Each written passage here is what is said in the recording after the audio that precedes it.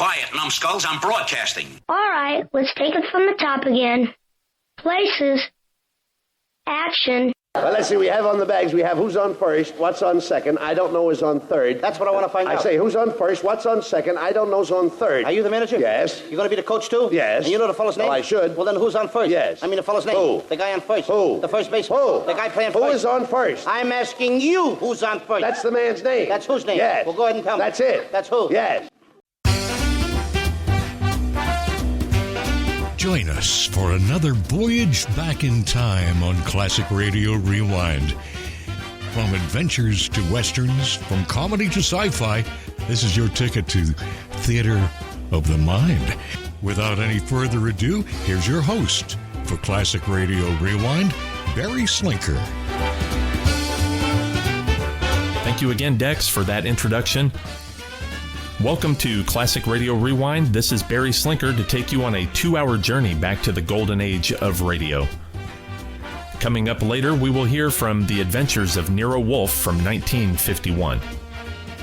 Followed by an episode from the Old Gold Comedy Theater from 1945, and closing this week's podcast is The Weird Circle from 1950. But starting this week's podcast, we have an episode from Let George Do It. In this episode, we find George and Brooksy in the small town of Sharondale, where a rich old woman explains that before she dies, she would like to see her town cleaned up of the trio of strong-arm hoodlums who control all the illegal activities with an iron fist. So from February 7th, 1949, here is Bob Bailey as George Valentine in Let George Do It, with the episode titled One Against the City.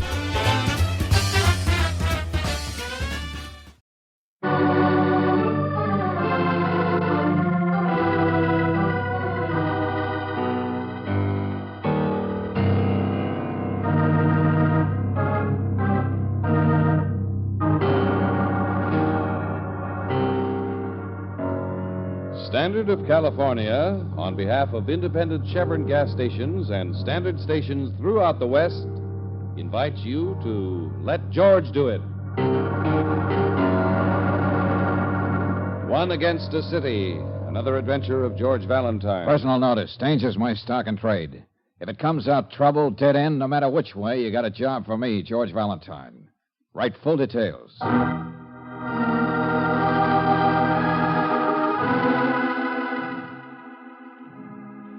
Dear Mr. Valentine, a city that's lost so much of its conscience that it's allowing itself to be ruled by 3 cynical, ruthless men. That's the gimmick I hope will intrigue you. Thanks to one other citizen who feels as I do, I can now hire a man of strength and courage who's interested not only in money, but in the challenge of a very uneven but worthy battle. I've tried to fight this thing.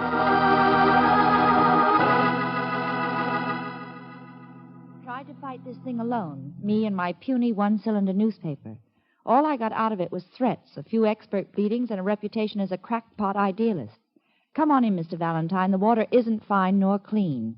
But you may be the kind who doesn't mind swimming against the tide. It's signed Sam Morgan. Let me have that, Brooksy. Here. Intrigued? Slightly fascinated. Sharondale Chronicle, the voice of Sharondale. Population 70,000 and growing strong. 70,000 people goose-stepping for 3 Little Caesars? Isn't it just possible, George, that Mr. Morgan may be letting his journalistic fervor run away with him? Uh-huh. But what about the mayor, the guardians of the law, the rest of the men of goodwill? Well, that's what makes it so fascinating, Angel. Oh, okay. When do we pack and go to meet this crusading editor? I'll hop the first train to Sharondale. Since we may be gone for a while, you'd better clean up a few details here and mosey along later. Okay. Check in at the biggest hotel, Brooksy, and I'll be in touch with you.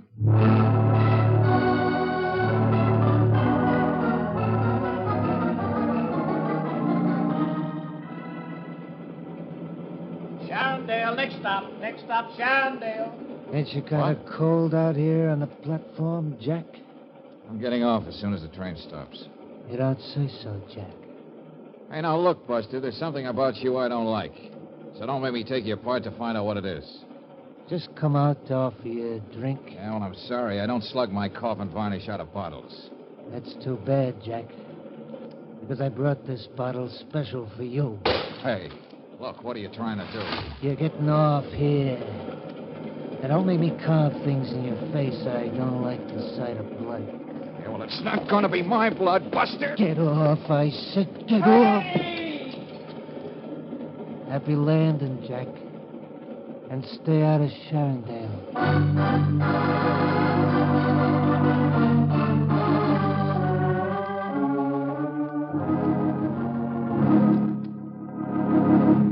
But, Valentine, I can't understand it. No one could have found out you were coming here. Yeah, well, nevertheless, Morgan, you can see I received a very enthusiastic welcome to Sharondale. Gee, did you really get pushed off the train, mister? Johnny, didn't I tell you to go upstairs to bed? And you mean you only got your face scratched up like that? Johnny. I got a few other bruises, son, where they don't show. You're lucky the train was slowing down. Bet you it was one of those gangsters you're always talking about, huh, Dad? I bet you. Oh, Johnny, do as your mother says. Go to bed. Aw, gee. Okay. Well, I suppose I should tell you how sorry I am, Valentine. But after all, I knew what I was getting into. The important point now, Morgan, is how did it leak out about me? Well, Mrs. Sharon is out of the question. She put up $25,000 for this whole campaign. You may as well know it, Sam. I called up Len Tucker and warned him. What are you saying? I wanted this man scared away. Well, looks like we're a house divided. Why shouldn't I, Sam?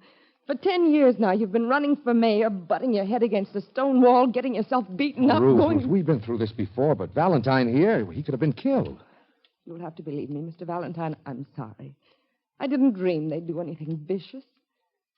I was thinking about our home and our future. You just heard Johnny talking about gangsters as though this was some kind of game we were playing. You heard him, Mr. Valentine. Yes, Mrs. Morgan, I heard him. Oh, Sam. Sam, give it up.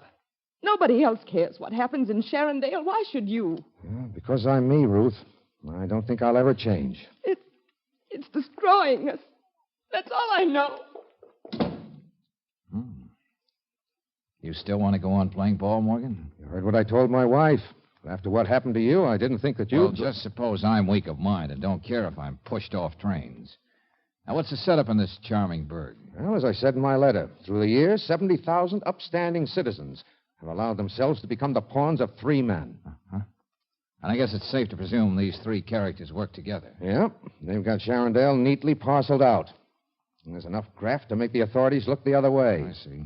Who are they? Well, Big Ed Corrigan runs the gambling, backroom card parlors, slot machine, and bookie joints. Go on. Leonard Tucker, a very suave gentleman, sells protection to businessmen, big and small. They know better than to say no to his salesman. And number 3? Yeah, a truly incredible character who calls himself Wally Wallpaper. Huh? Yeah, came by the name because of the loud ties he wears. Buys them by the dozen. He has his big pudgy hands on everything that happens after dark. Nightclubs, roadhouses, things like that. Ostensibly, he's merely the owner of a plush cafe called the Barrel House. And you, with Mrs. Sharon's $25,000, expect to sweep all of this clean? She's a wonderful woman. One of the first families, I guess. The first family. Her grandfather founded Sharondale. She knows how to fight back, too. You'll believe me when you hear the plan she's got. Okay, the sooner the better.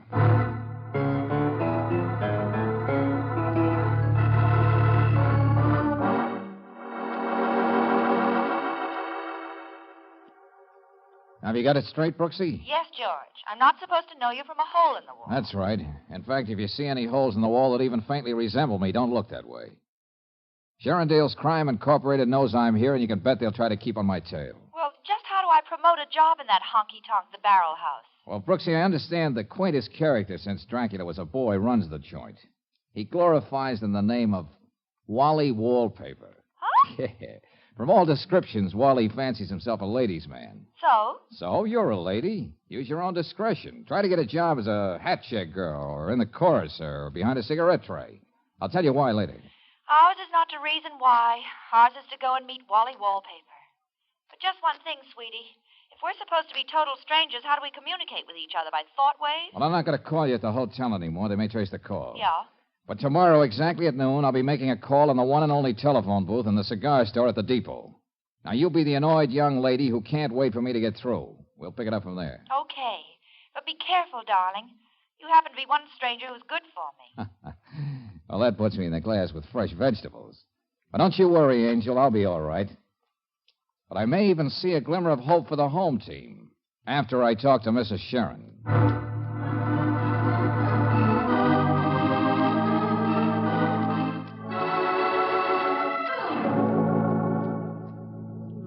don't stare at me like that, young man. You're probably thinking, isn't that a bloodthirsty, rip-snorting plan to come from the lips of an old woman? You should take up reading tea leaves, Mrs. Sharon. Don't you think it would work, Valentine? Well, I'm not quite the clairvoyant that Mrs. Sharon is. Oh, poppycock, of course it'll work. It's the oldest maneuver in the world. You know what always happens when thieves fall out. Well, there could be enough noise to wake up even a sleeping city. Exactly. Tucker, Big Ed Corrigan, that larcenous clown Wally Wallpaper. If each one thinks the other two are trying to poach on his territory, the three of them will be at each other's throats. There'll be an unholy clamor. Don't you see, Valentine? I'll have a real chance at the polls next month if enough people wake up and are willing to do something about it. Oh, it's all swell theory. But if those three are as thick as bubbles in a glass of champagne, it's going to take some doing to turn them against each other. There's $25,000 in Sam's account in the bank to turn theory into fact. If any innocent people get hurt, we'll take care of them. I'll leave the details to you. Okay, let's give it a whirl. Good. I like you, young man. You're a fighter. Yeah, and I got some interesting scars to show for it. I'm the last of the Sharons. I want to see this a clean city before I die. That isn't too much for an old woman to hope for, is it? Oh, don't get up, Mrs. Sharon. That's probably the Chronicle trying to get me. Hello? What's that, Ruth? Oh, for the love of heaven, calm down. What's happened? Johnny! Why, those dirty... I'll be over at the hospital right away.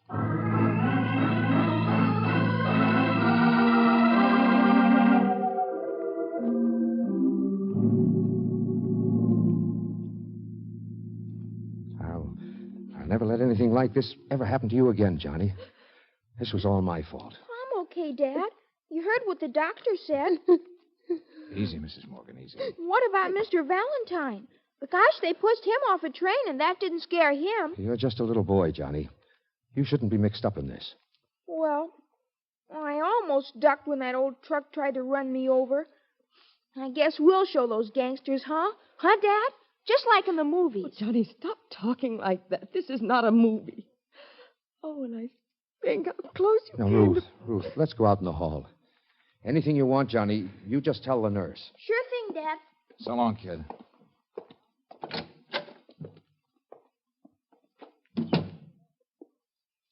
Sam, No, I know all the things you're going to say, Ruth, but they're not necessary. Well, look, maybe you folks would like to be alone. No, Valentine. This concerns you, too. Let me have a full bill of your fee, and, well, we'll call it quits. I know when I'm licked. Oh, Sam, that isn't what I was going to say. What? You fought too hard and long for what was right. If those men could do something like this, they are capable of anything.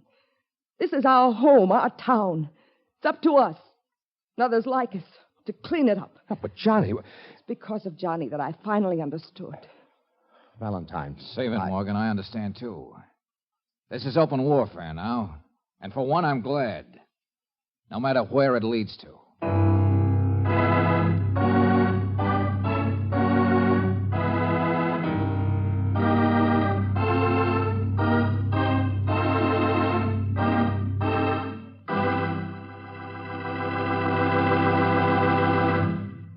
We'll return to tonight's adventure of George Valentine in just a moment. Meanwhile, I'd like to tell you about a young man who knows where he's going. He's Warner Holfeld, a 21-year-old Navy veteran. Warner's working nights now so that during the day he can study engineering at Los Angeles City College. Young Warner, who drives his car 40 and 50 miles a day, also knows that RPM motor oil gives cars protection you trust. Here's what he says about this premium motor oil. Quote, "When I recently had my oil changed, one look convinced me that RPM cleans as it lubricates. I actually saw the dirt drain out with the oil." Unquote. Yes, folks, RPM does clean your engine while it lubricates. It has special compounds that gently loosen carbon particles, gum, and lacquer formations and prevent these troublemakers from harming those finely polished engine parts. RPM actually encircles dirt and carbon particles, holds them in suspension until the next oil drain and refill.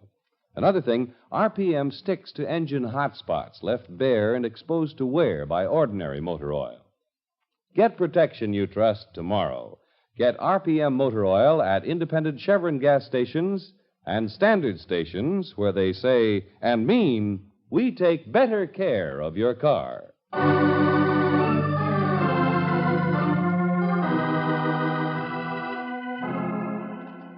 And now back to tonight's adventure of George Valentine. You've come up against some pretty formidable assignments, but playing the leading role in a drama called One Against a City under the thumb of three cynical, ruthless men, is a bit of casting you could have done without. Still, when a nameless hoodlum shoves you off a train and a truck nearly runs down a youngster to warn you off, you just put your head down and wade in. That is, if you have the same stubborn streak as George Valentine. You started something, Mrs. Sharon, so you may as well sit back and watch the fireworks. You don't think I want to back out.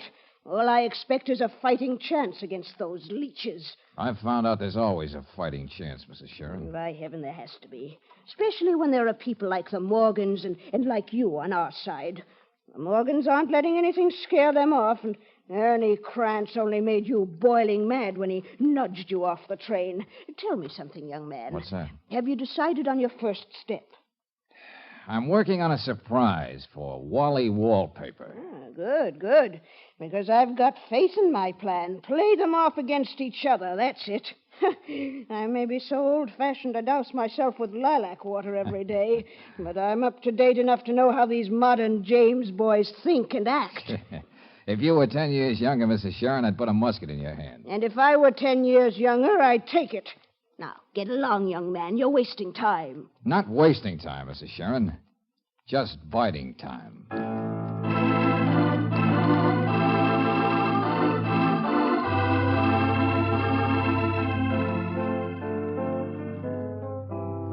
Never mind thanking me for the job, Miss Brooks. You can start pushing cigars and cigarettes here at the Barrel House tonight. Oh, thank you, Mr. Wallpaper. I think you're the sweetest man. And I think you got class, baby. Yeah, and good taste. I could tell that the minute you went off your nut about this tie I got on.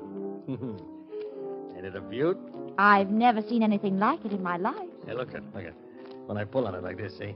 The girl does the hula and the palm trees start waving. What do you think? Suddenly I'm on the beach at Waikiki. Where? Oh. And what I like about it is it's so conservative. That's right, baby. I'm not one of them loud guys. You'll find that out when you get to know me better. Which reminds me. Yes, Wally? When you're through tonight, how about me showing you some of my other ties? I got hundreds of them. To think you're taking all this interest in me, Wally. And you're such an important man. You're not wrong, baby. If you knew all the joints in this town that pay off to me, you wouldn't believe it. Well, let's talk about you. What'd you say your first name was? Claire. I'll have your picture painted on a tie with your name right under it. How do you like that, huh? Oh, that'd be wonderful. But just one thing. Sure, name it. Could you arrange to have me light up in the dark, too?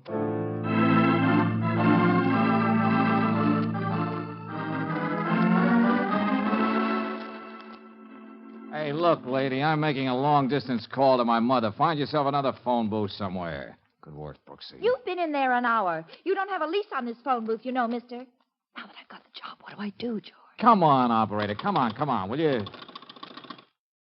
Yeah, I don't think we're being watched, but be careful. You'll find a little package on the shelf under the phone when I leave. Where does your mother live? In Timbuktu? But, operator, I did put in 2 quarters and a dime. Just smash this package on the floor at the Barrel House sometime during the evening. Then what happens? Oh, you'll find out. All right, operator, forget it. Okay, miss, it's all yours. And when the joint begins to jump tonight, Angel, just make sure Wally thinks one of Leonard Tucker's men did it. Well, I hope you're satisfied, lady. You came between me and my mother. Now I forgot what number I was going to call. Oh.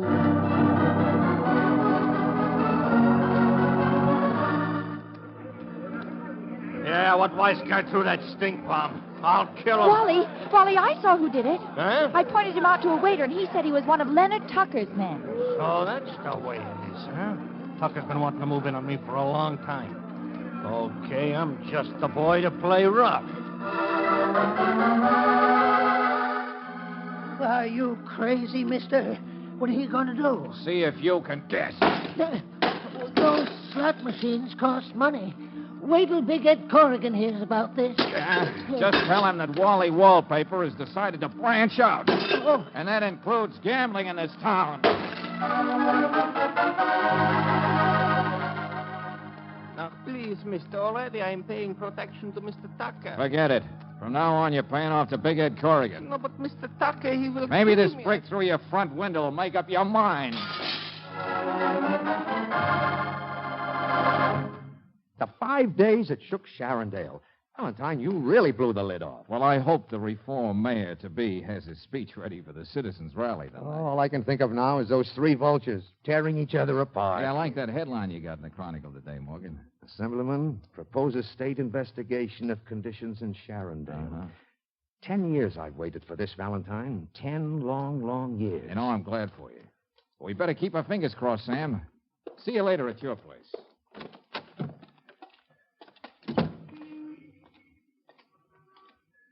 Where do you think you're going, Jack? Johnny One Note. I've been waiting to catch up with you. Don't be so happy.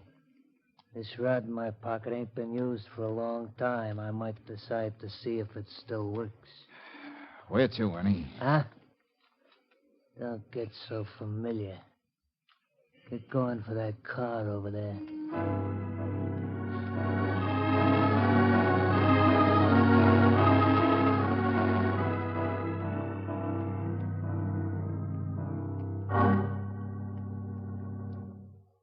Valentine, if you don't stop fooling with that blindfold, Ernie's going to break a couple of your fingers. Why don't you boys stop playing cops and robbers? You got my future all planned.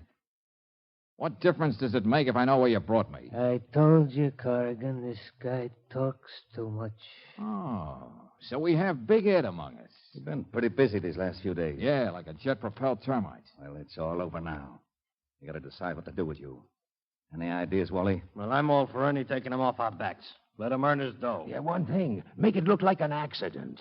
Okay, Tucker, if you want to cramp my style. I can make it so they find him laying out in a state road. He was jaywalking. Jaywalking? Remind me to give you a tie, Ernie.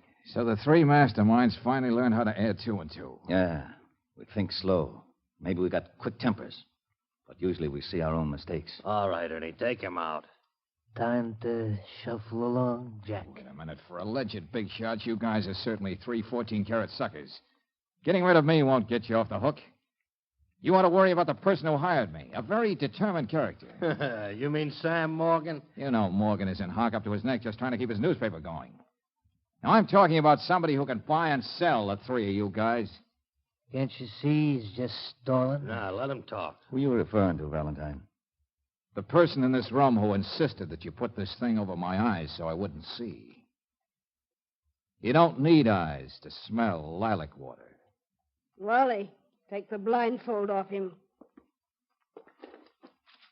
Hello, Mrs. Sharon.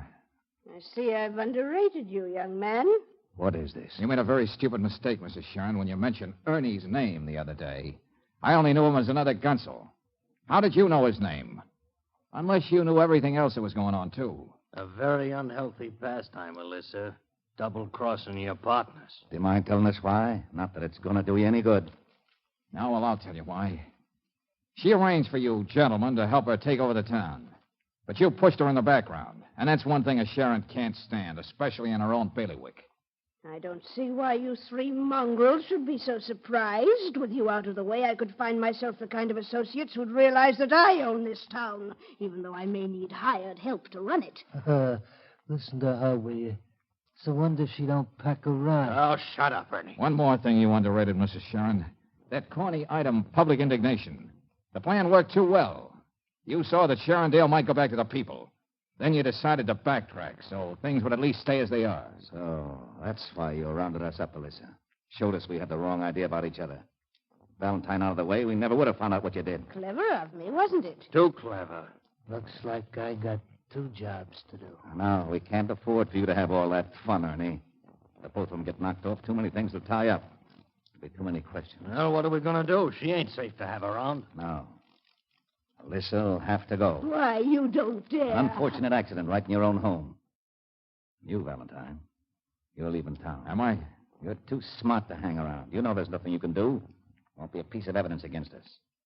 Take him on a train, Ernie, with you. There ain't gonna be no mistake, Corrigan, this time. Go on, do like he says. Come on, Jack. Good luck, young man. We may be seeing each other sometime. It was exciting while it lasted, wasn't it? Yeah, a barrel of fun. Especially for all the innocent bystanders. Outside, Jack, outside. All right. Hey, now look, Ernie, you're seeing me off. And I'm glad to get out of this town, see? So take that small howitzer out of my back, will you? You don't know how lucky you are. I'm just getting lucky, Buster, because you're getting careless. You are! You had a lot more than that coming to you, Ernie. But that's where you're lucky. I don't have the time.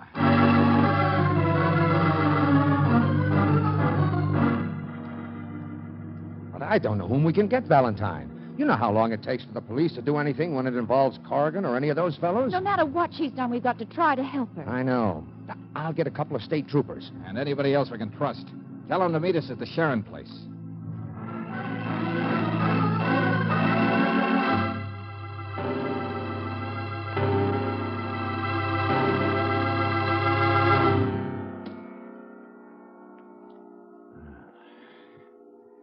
They didn't waste any time getting here. George, this is horrible. Yeah. And they kept their word about making it look like an accident. Old ladies have been known to fall downstairs and break their necks. Oh, it's going to be hard for Sharondale to believe the truth about its first lady. Sam, you're not going to print the truth. And nobody's ever going to know it. But, George... It's going to be the first real service she's ever done for the town she was supposed to love. But, Valentine, people have the right to know that this Mrs. Sharon was really responsible for Tucker and all the others. She was feeding on every racket in the town. But wouldn't it be smarter to let them think she was pure as driven snow? I don't get it, George.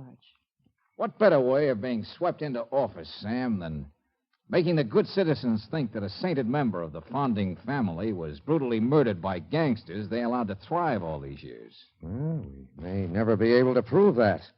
That's going to be your first job in office, Mayor Morgan.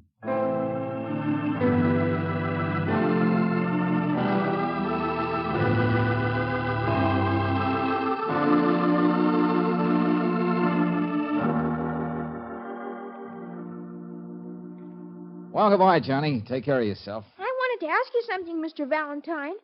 If Dad gets to be mayor, can he make me deputy sheriff or something so I could carry a gun? You better not let your mother hear you say that. You ought to be thinking of your schoolwork and keeping out of trouble. You're sweet on her, Mr. Valentine. I guess you could go with that. Can't be much fun, having a girl who's always trying to keep you out of trouble. Now, look here, Oh, Johnny. as a matter of fact, kid, I have all I can do to keep her from getting into trouble before I do. Honest? Gee, you better hurry up and marry her before somebody else gets her. Love that boy.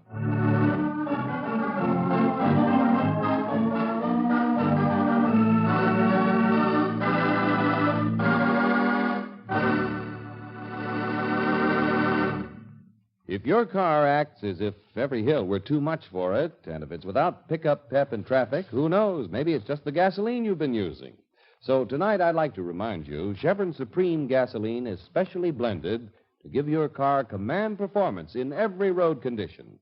It's a high-octane fuel that commands fast starts, smooth acceleration, and all the extra power to make it great on hills. So for happier motoring in traffic and on the open road, on short trips and the longer ones, rely on this premium quality gasoline. And remember, throughout the West, Chevron Supreme's climate-tailored to each different altitude and temperature zone. That means command performance from your car wherever you go, regardless of terrain or weather. Try a tank full of Chevron Supreme tomorrow. Get it at standard stations and at independent Chevron gas stations, where they say and mean, we take better care of your car.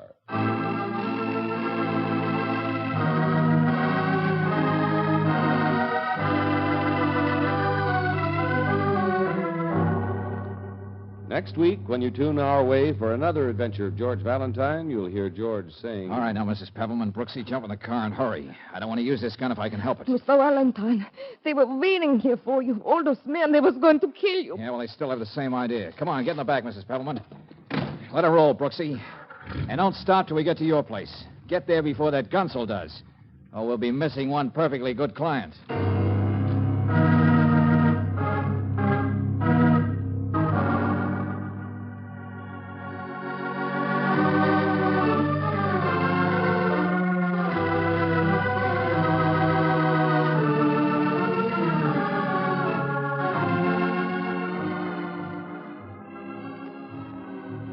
Tonight's adventure of George Valentine has been brought to you by Standard of California on behalf of independent Chevron gas stations and Standard stations throughout the West.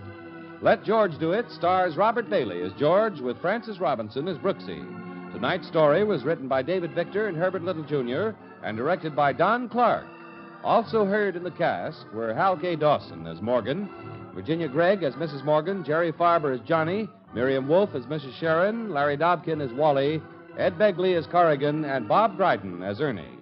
The music is composed and presented by Eddie Dunstetter, your announcer, John Heaston. Listen again next week, same time, same station, to Let George Do It.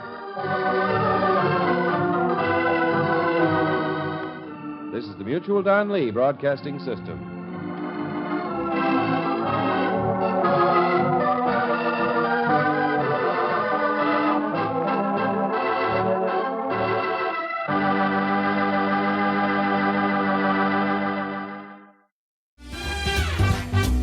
That was Bob Bailey as George Valentine and Let George Do It with the episode titled One Against the City as originally heard February 7th, 1949.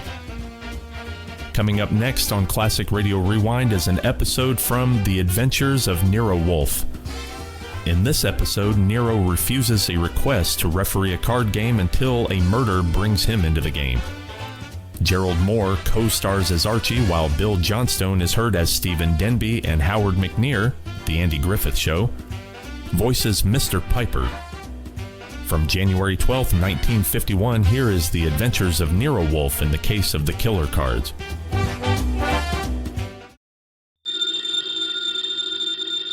Ladies and gentlemen, the ringing of that phone bell means mystery, adventure.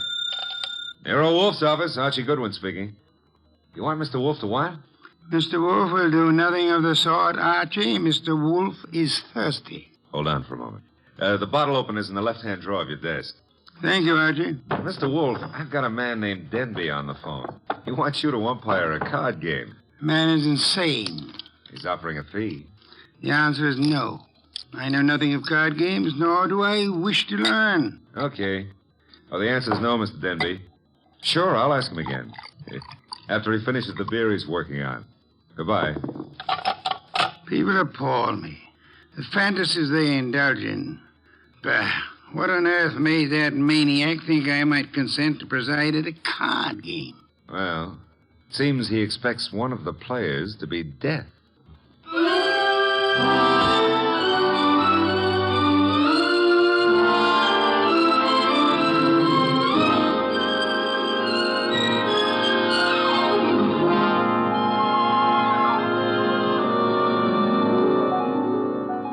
Ladies and gentlemen, it's the bulkiest, balkiest, smartest, and most unpredictable detective in the world. That chair-born genius, Nero Wolfe. Created by Rex Stout and brought to you in a new series of adventures over this NBC network in the person of Mr. Sidney Greenstreet.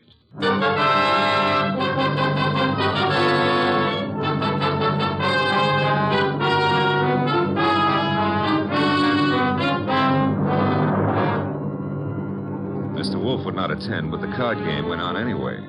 At the home of a Mr. Stephen Denby. Jean? Yes? Lacosta? Mr. Piper? I think we're ready to begin, eh? I'm ready. Yes, Jean. You always are. How I like that remark, I'll have to decide later on. Yeah, please do.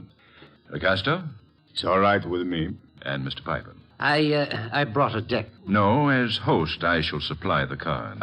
Before we play, I examine them, yes? Of course. Here you are. Chuck? Yeah, Mr. Denby? You will remain outside the door until called. No one is to enter this room under any circumstances. Got it. Lacosta? The cards look all right. Thank you. Now then, Shall we make things absolutely clear? You mean, should you make a speech? I don't mind. But make it short, huh? I shall. The four of us seated at this table are joint owners of the Candy Club, a rather successful institution devoted to the sale of food, liquor, entertainment... And the gambling. And games of chance. For some time now, we have all resented sharing the profits. Some of us have attempted to buy out the others. Denby, you needn't babble on. No one wants to sell. We know that. True, Mr. Piper. Which is the reason for this little game of cards. One hand shall be dealt to each of us. A hand at poker. Whoever wins gets the club. The others retire as gracefully as they can. Agreed? That's why yes, we... Agreed. Very well. The cards are shuffled. I'll place them in the center of the table. Lecasto, would you like to... I cut. Good. If nobody minds, I'll cut them, too. After Mr. Lecasto. Nobody minds. Happy now, Mr. Piper? Let's get going, huh? Very well, unless Jean would care to. Oh, thanks. We're all crooks here, which sort of cancels out any funny business with a card. Very well. We shall all draw a card in turn until 5 cards are drawn by each player. Shall we start, Jean? Sure. Lecasto? Okay. Mr. Piper? Yes, of course. And myself. We just keep going in rotation. This is fun. Fun? No. There's too much money which rides on these cards. That's what makes it fun. Would you mind keeping quiet? I'm nervous. We all are, one way or another. I think we all have our 5 cards now. We all got them. Very well, then. In the same order that the cards were dealt. Jean? A pair of 3s. Lecasto? Nothing. Mr. Piper? Kings. 2. The lights! Piper. Well, what?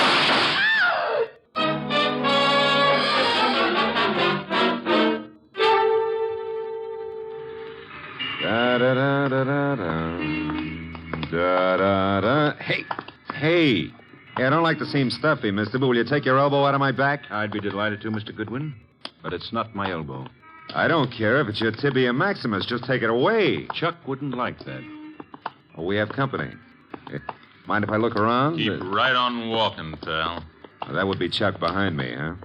And you are... My name is Denby. You may remember it. Oh, yeah. You phoned a couple of hours ago about a card game. Now, look, just what is your boy poking in my back? I think it's a 38. You're not sure? It might be a 45. Chuck, is it loaded? Make a funny move, pal, and you'll find out the hard way. Yo, wait a minute. It's just a passing curiosity. Where are we going? My car. Get in. If you insist. I guess you do. Okay. I'll drive, Chuck.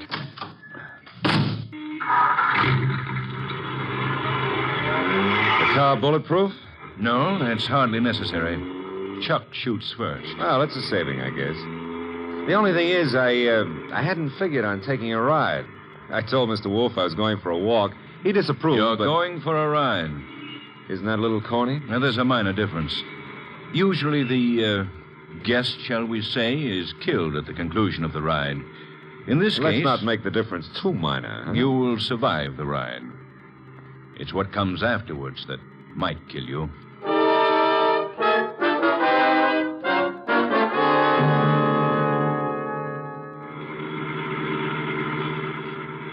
You see, Mr. Goodwin, my friends and I have a little mystery to solve. You want me to solve it? No. We want Mr. Wolfe to solve it. In order to do so, he must leave his house and come to mine. He has to in order to find the solution quickly. Why? Neither my friends nor myself have any desire to improve our acquaintance with the police. Therefore, we want the mystery solved before the police are even called in. Hence our need for Mr. Wolfe. Hence our detaining you. Detaining is a pretty word in the circumstances. Now, this is my home, Mr. Goodwin. Oh, well, I don't like the architecture. I think I'll stay out. Get going, pal. On second thought, Mr. Denby, what makes you think Mr. Wolfe is going to leave his house and come here? You. Unless he does so, he will lose you. Forever. The door, Chuck. Okay.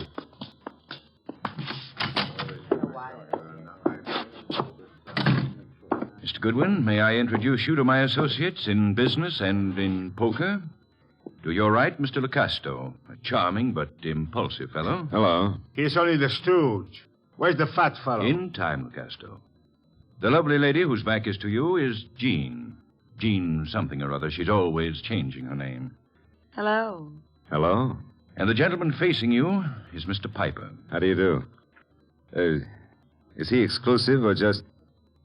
Hey, he's wearing his red carnation a little low, isn't he? Over his heart. Except that's no carnation. That, Mr. Goodwin, is blood. Lifeblood.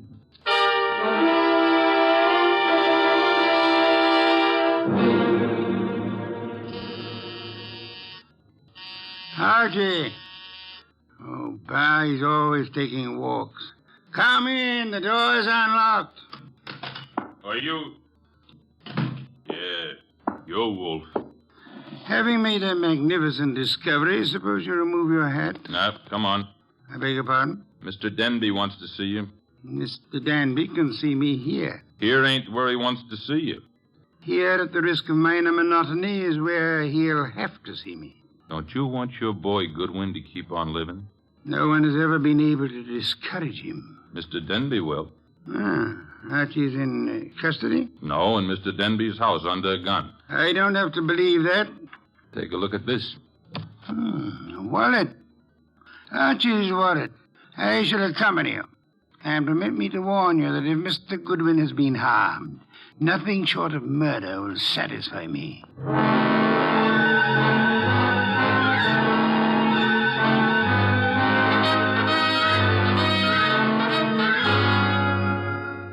It's getting late.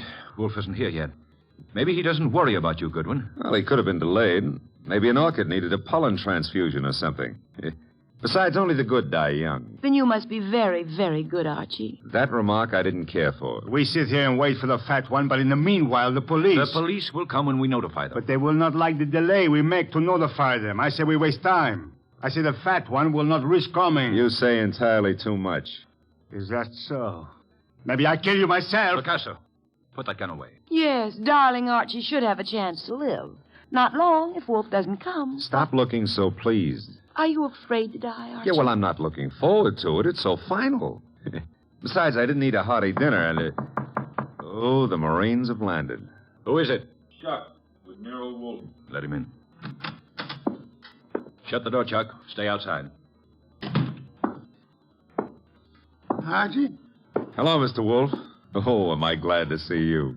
I regret I cannot say the same thing. Blast you, why couldn't you stay at home instead of taking those confounded walks? I warned you it'd be dangerous. Yeah, but Mr. Wolfe, it wasn't the fresh air that got me. It was Denby. Mr. Wolfe, I knew you wouldn't come here without some sort of pressure. I thought the method I used would be most effective. Would you really have killed Archie if I hadn't come? I would have had no choice. I would have been stuck with a witness to an unsolved murder. Suppose I cannot solve it. I should be forced to apply the same logic to two witnesses. Mr. Wolfe, you really came here to save my life, huh? Nonsense. I came here for a fee, Mr. Denby. I have a check for $1,000 already made out. Clear it up. You forget. I left my home. I traveled unprotected through the streets of this city, exposed to motor accidents, to fresh air, too. You offer me $1,000. Will $2,500 do? Barely. Archie, will you take the check? Now, I presume you want me to find who killed the gentleman at the table, the one facing me, huh? His name is Mr. Piper. The name is no importance. Will you all sit at the table in the same position you were at the time of the shooting? Of course. Jean? Picasso? Good. Now for a look at the wound. The lights, I should imagine, went out for a while when the shooting occurred. They went out? Yes. Of the three of you at the table, which one had the best motive for the murder? We all have the same motive. The club. Helpful. There was no one else in the room at the time? No one. The door?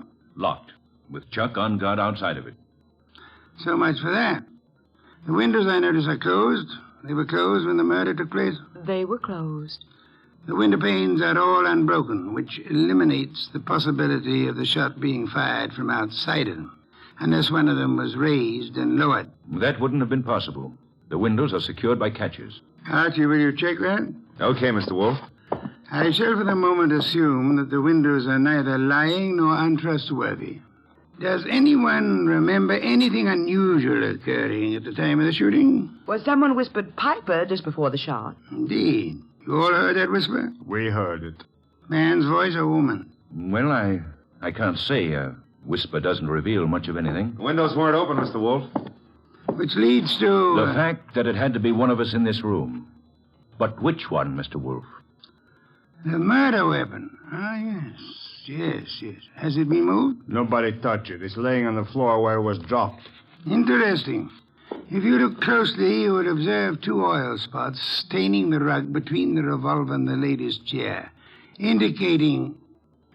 who sat at the right of Mr. Piper? I did. Why? Mr. Denby. Yes? If I were you, I would turn Mr. Lecasto over to the police. You are a liar. I warned you about that gun, Lecasto. Was it necessary to shoot Mr. Lecasto? In the arm, yes. He was reaching for a gun. He'll live, however, till the police take him away. What do I tell them? You could point out the angle of the wound. As you notice, Mr. Denby, the bullet entered Mr. Piper's heart from the right. Yes, so it did. Therefore, whoever sat to his right, well, that was Lecasto. Archie, you have the check? I have it. We may as well leave. Mr. Wolfe, you're sure Lecasto shot Piper? I have indicated the evidence. The rest will be up to the jury. Come, Archie. Uh-huh. Jean, Yes, Archie. now that my life expectancy has increased, what are you doing tomorrow night? Archie? I got a scram. Lancaster 7583. I'll be ringing your bell. Oh, Mr. Denby, you better do something about Lucasto's arm or he won't live to be executed. You see, the executioner likes them warm before he chills them.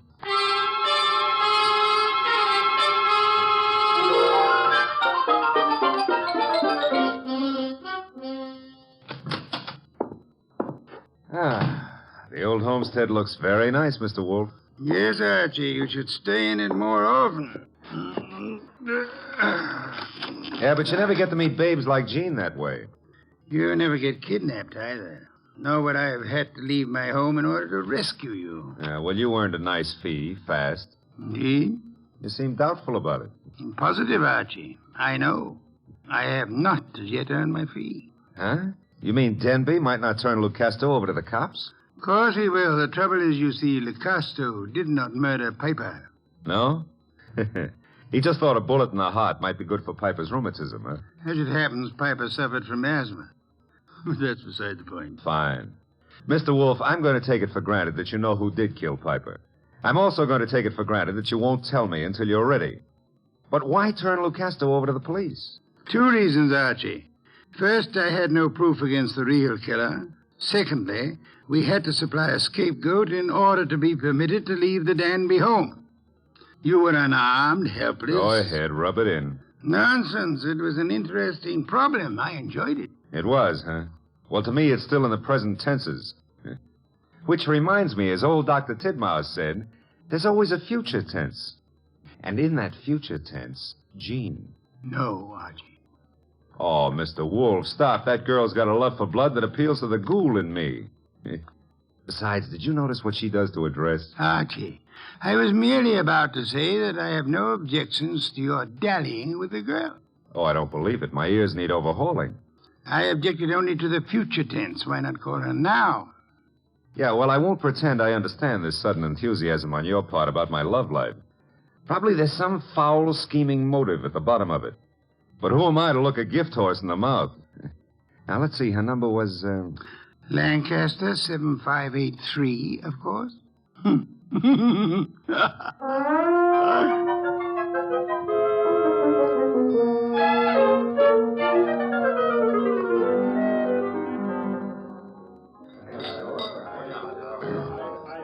This is the most beautiful bar and grill I've ever seen, Archie.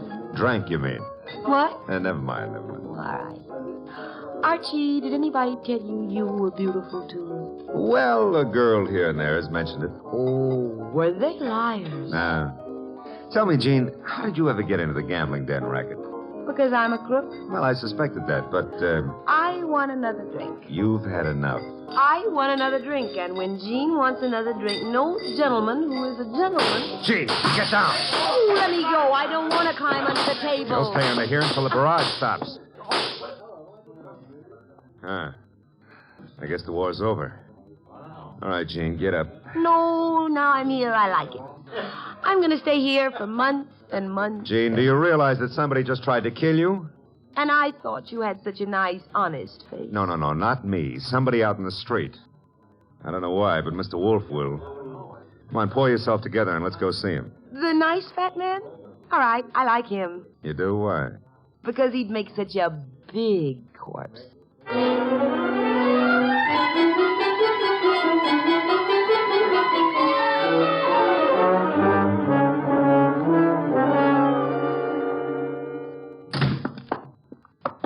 Is that you, Archie? Plus Jean.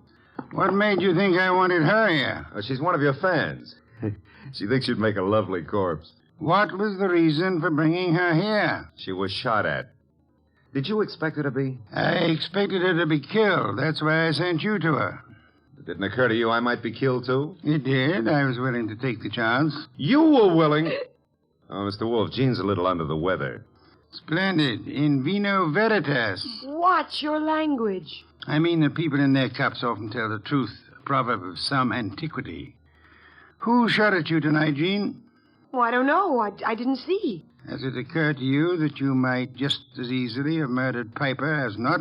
But Lucasto killed Piper. You said so yourself. I lied. Furthermore, why the attack on you if Lucasto was the murderer? Well, I don't know. Did you also not know that Lucasto escaped from jail earlier this evening? You're making that up. Why should I? Mr. Denby turned him over to the police, but Lucasto managed to get away before being jailed. That's not cricket. Incidentally, Mr. Denby will be joining us at any moment. I expected you to bring Jean, Archie. Therefore, with the exception of Mr. Piper, who is resting in the morgue, and Mr. Lucasto, who is at large, we shall have all the participants in the card game. With them, perhaps we can deal a new hand, Archie? Okay. Maybe it's the morgue to tell us Piper escaped. Oh, wrong again. Come in, Mr. Denby. Mr. Wolfe, I'm upset. I heard over the radio about Lucasto's escape. He'll try to kill us all. Why? Well, because we can testify that he murdered Piper. True. I beg your pardon? Lucasto did not kill Piper. But you said that he did. The only evidence against Lucasto was the angle of the entrance of the bullet that lodged in his heart. May I remind you of the whisper you all heard in the darkness preceding Piper's death? The whisper that said Piper? Precisely. We must assume, then, that Piper turned his body in the direction of the whisper. Therefore, the angle of the wound would be wrong for Lucasto, but the correct one for... Whoever sat opposite Piper. I sat opposite him. But that doesn't mean I killed him. Wait, you must have. Once he turned, the bullet must have come from opposite him. Only possible way. That means you, Jean. No. No, it's a frame. May I interrupt for a moment? Mr. Denby, if our present analysis is correct, it must have been you who whispered to Piper. Did you? I hadn't thought about it before, but... Denby, you're lying. No, he's not lying. Continue, Mr. Denby. Well, when the lights went out, I wanted to tell Piper something. He turned to me, and that's when he was shot. Archie, you've taken all this down. In my prettiest shorthand, Mr. Wolfe. Good. I don't know why you're doing this, Denby. Maybe you think if I take the rap, you'll get the club. But remember, Lucasto's still free. He's gunning for all of us. But it'll be you. Especially you he'll want. Maybe you can talk a jury into sending me up for something I didn't do, but you won't live to gloat about it. Oh, shut up, Jean. You killed Piper and... Who's that? This is, of course, the murderer of Mr. Piper. No comments? Archie, the door, if you please. But you said I was the one who... What kind of idiocy is this? Archie, I said the door. Okay, but shall I ask him in or sock him? You will act as the situation demands. Yes, sir. But for once, I'd like to know what the situation is. Raise 'em, Goodwin, and keep 'em that way. Now back up into the living room. I don't back up good. My gears... You want it here? Never mind. I'll strip a gear. Archie, what are you doing? Just what the situation demands, backing up. In case your knowledge of armaments has failed you, our little friend Chuck here is pointing a .38 revolver at me. Won't save him from the chair. Maybe not, but it could give me quite a pain in the stomach. Chuck, what do you think you're doing? You double-crossing louse. Gentlemen, if you So please. you thought you'd run to the fat dick and pin it all on me, huh, Denby? You don't know what you're talking about. We haven't even mentioned you. You sure of that, huh? Then why did Wolf phone me and tell me you were about to sing? Wolf phoned you? Yeah. Said you were getting ready to feed me to the electrician up the river. Oh, he was making a stab in the dark, Chuck, trying to start something. That's so, Wolf? Archie, will you read Chuck your notes about Mr. Denby's statement regarding the whisper? Well, that doesn't mean it could be misunderstood. Read me the notes, Goodwin. Here it is, I quote. When the lights went out, I wanted to tell Piper something. He turned to me That's and... all I need to hear. Chuck. You were selling me out after hiring me to knock off Piper. You dumb gunman. Now you've given Wolf what he wants, a confession. I was trying to pin it on Jean. That's what you say now. It's kind of late, though. Too late for you. No. Goodbye, Mr. Denby. Nice shooting, Chuck. Stay put, Goodwin. The rest of you, I'm leaving. Police wouldn't approve. But let me have your gun. Huh? Wise guy. You know something?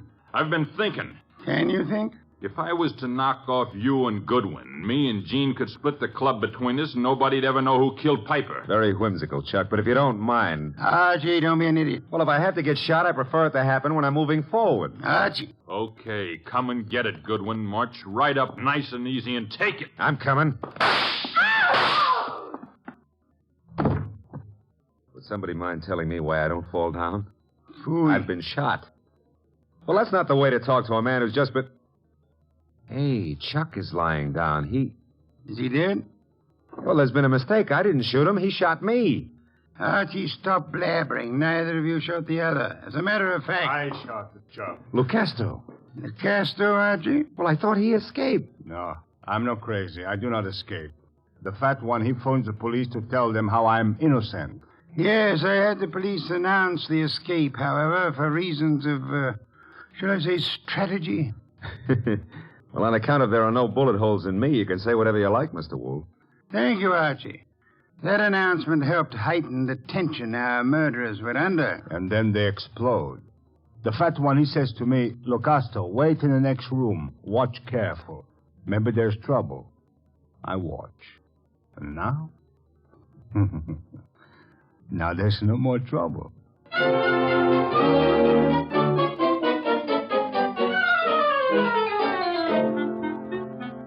Well, the place looks a lot tidier now with all those bodies removed, huh? Indeed. Archie, I'll get you the bottle of beer. But first, make with an explanation. The case was crystal clear, Archie. Maybe, but I'm no crystal gazer. Sure, I know. Denby had things arranged in advance with Chuck in case anybody held a better hand than his own. Piper did. So Denby whispered to Piper after kicking the light switch and set him up for a shot by Chuck from the doorway. The angle would provide evidence against Lucasto. True. However, we had only Denby's word for it and Chuck's that the door was locked. All right. We know, but you knew before Denby and Chuck blew up. How? The oil spots on the rug, Archie? Well, they only showed the gun had bounced when the murderer threw it away. Spattered oil, very well-kept gun. They showed more than that. Where were those spots in relation to the gun? Think back, Archie. Spots in relation... Oh, sure. They were between the gun and the door. Therefore, the gun must have been thrown from the door. Bounced twice, staining the rug before reaching its final destination. Oh, I get it now. That told you who'd fired the gun. But there wasn't proof enough, so you set up a nice atmosphere of suspicion and had the boys give each other away. All right, Mr. Wolfe, you're a genius, and you may have your beer. Thank you, Archie. As for me, I'm not a genius, but I remember a phone number. So if you'll excuse me, Mr. Wolfe. You're excused, Archie. Thanks. But before you call that number, may I remind you that Jean is a girl of macabre tastes who appeals to the ghoul in you. Sure you may, but why bother? In order to be able to warn you that a ghoul and his money are soon parted. Good night, Archie. You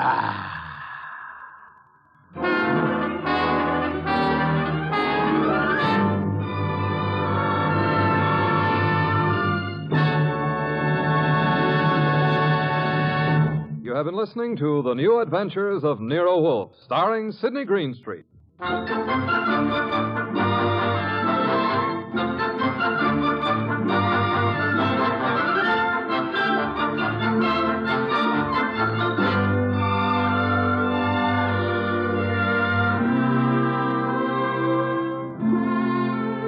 Tonight's transcribed story was based on the characters created by Rex Stout. This is an Edwin Fadiman program. In the cast were Gerald Moore as Archie Goodwin, and Betty Lou Gerson, Jay Novello, Howard McNear, Barney Phillips, and Bill Johnstone. Next week at this same time, Nero Wolfe and Archie will bring you The Case of the Calculated Risk. Don Stanley speaking. You just heard the episode, The Case of the Killer Cards from the Adventures of Nero Wolfe, as originally heard January 12th, 1951. And just like that, we wrap up hour number 1. In hour number 2, we have episodes from the opposite ends of the old-time radio spectrum. We have comedy and horror coming up on the other side of the break as Classic Radio Rewind returns in just a few moments.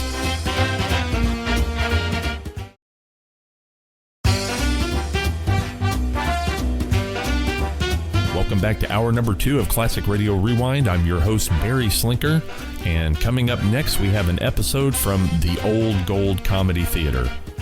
In this episode, a young stockbroker bets $10,000 that he can tell the truth, the whole truth, and nothing but the truth for a full 24 hours, with hilarious results.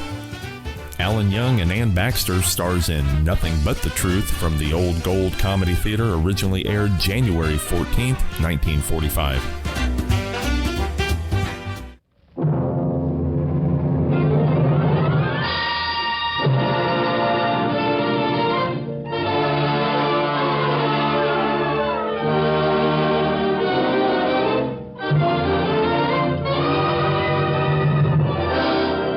Radio City in New York, the makers of Old Gold cigarettes present the Comedy Theater. The only radio program which brings you every week the greatest stars in the greatest comedies. Tonight's play, Nothing But the Truth, starring Ann Baxter and Alan Young.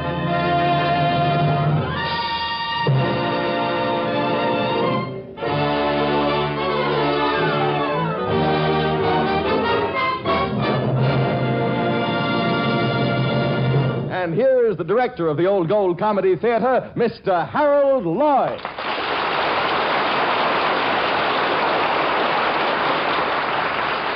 Good evening, ladies and gentlemen. Tonight's play is called Nothing But the Truth.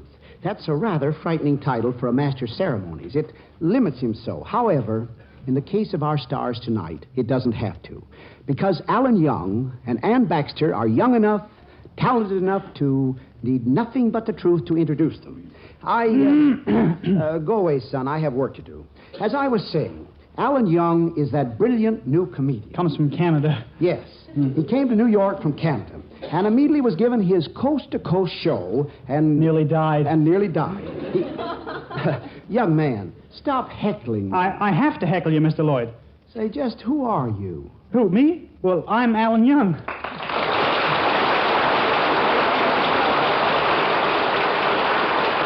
So you're Alan Young? Yeah, I don't look it, do I? You see, the trouble is none of my mother's children resemble each other very much. How many children your mother have? 1. Well, be that as it may. In our play tonight, you're Bob Bennett. You're a young stockbroker working for E.M. Ralston, the big bad wolf of Wall Street. Can't I be a wolf, too? No. Oh. You're sitting in your office chatting to a client over the phone. The door opens and a beautiful girl appears. It's Gwen Ralston, your boss's daughter. Ah, here she comes now. What do you mean, Gwen Ralston? That's Ann Baxter.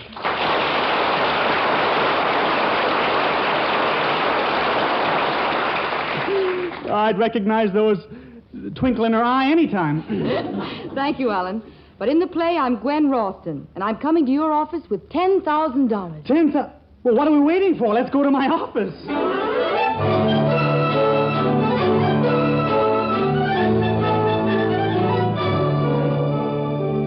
And that's where we find Bob Bennett, in his office, talking to a client on the phone. Yes, Mr. Hadley. I've got my eyes wide open, waiting for opportunity to knock at the door. Opportunity. She not only knocked, she opened the door and came in. Hello, Bob. Mr. Hadley, goodbye. I'm not disturbing you, am I, Bob? Disturbing me? No. Then take the telephone out of your pocket. Yeah. Oh, silly of me, wasn't it? Well, don't answer that. Gwen, I love you. How many times have I told you that my heart belongs to Van Dusen? He can keep your heart. What I want is... Gwen, he isn't worthy of you. Bob, I need you. You can have me cheap. I mean... We're going to be partners. We are? Uh-huh. You see these? Those? Oh, money, aren't they? Well, of course. $1,000 bills. Yes, Bob. 10 of them. 1, 2, 3... Don't count. We're partners. I've had these 4 days. In my safe deposit box, under my pillow, in my stocking. Aren't you afraid of prowlers? Bob, keep your mind on business. I'll try. What do you want me to do with that $10,000? Invest it. You see, I collected this money for Seaside Charities, Bob, and I'm worried. How can you worry with $10,000? You've got to invest it for me because I promised to raise $20,000.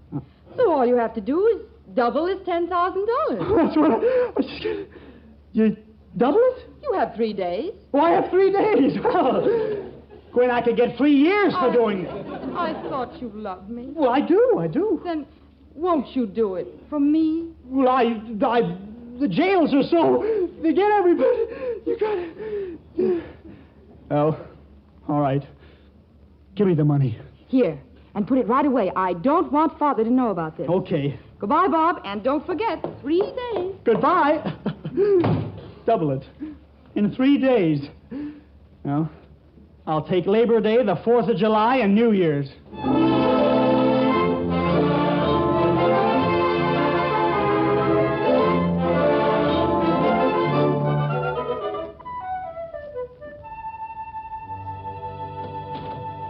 Mr. Ralston, I didn't want to speak to you about...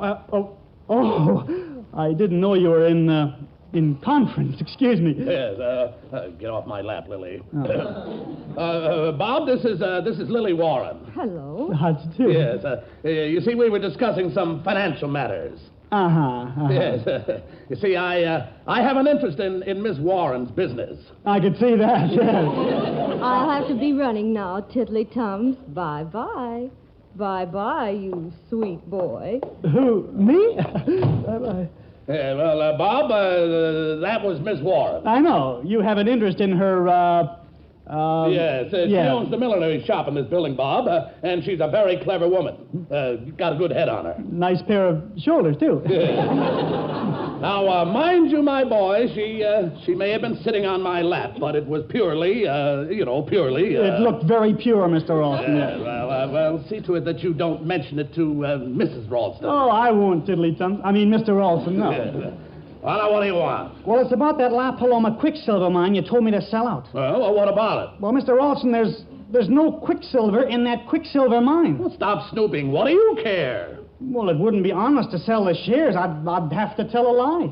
Haven't you ever lied before? Well, yes, but this is different. Oh, nonsense.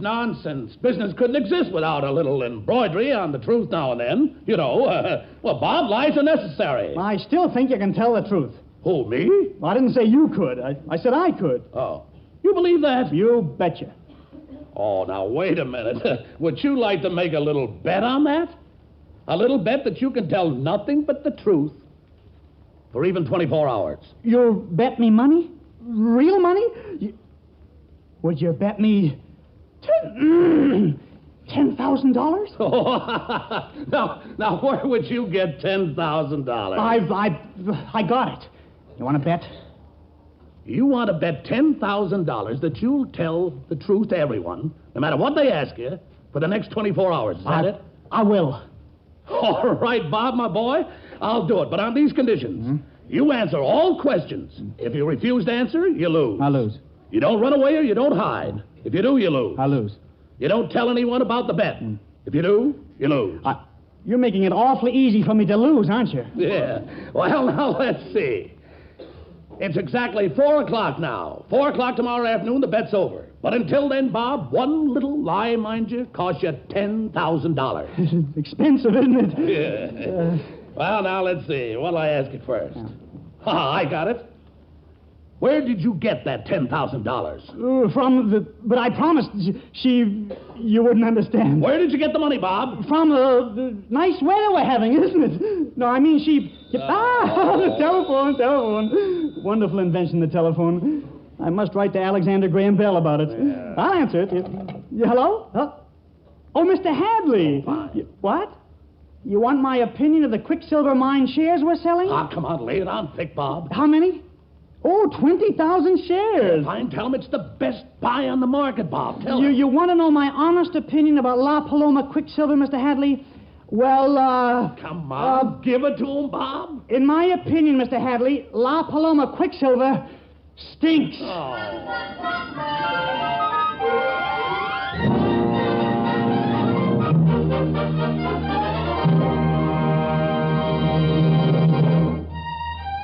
Well, the bet's only 5 minutes old, and Bob's already in trouble. How much deeper in trouble will he be before the 24 hours are up? And while I'm asking questions, who's that stranger talking to Ben Grauer? Ben, you should have seen me. You'd have been proud of your brother-in-law. Did you catch him? Ain't I Dick Schmacy, the world's greatest detective? Well, what happened? Well, I was told to bring Herringface in for questioning. I see Herringface on Times Square. He sees me. Yeah. He runs into an alley. I run into an alley. He runs up to the roof. I run up to the roof. He comes down again. I come down again. Yeah? We're in the street once more. He runs into Lindsay's. Me too. We stop for a sandwich. Then away we go again. But I'm getting nowhere, so I begin getting mad. As Herringface turns the corner, I fire 2 shots. Bang, bang. And you know what? No, what? I knocked down a neon sign. So I gnash my teeth, bust off a pivot, bite my tongue. That made my eyes water, so I didn't see Herringface peek around a corner. But I heard him say, "Why be irritated?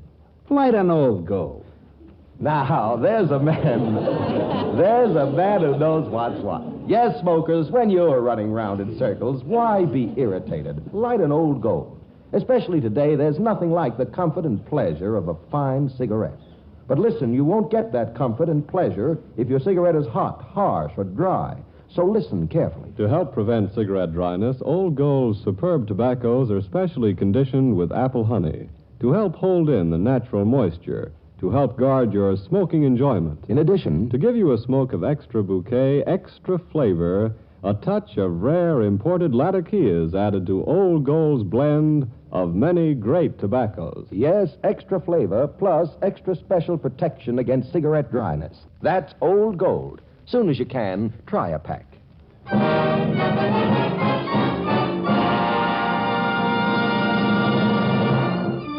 Now back to the Old Gold Comedy Theater presentation of Nothing But the Truth, starring Ann Baxter and Alan Young. All right, Mr. Lloyd. Have you ever bet $10,000 that you could tell the truth for 24 hours? Come to think of it, have you ever told the truth for 24 hours? Well, that's what Bob Bennett bet he could do.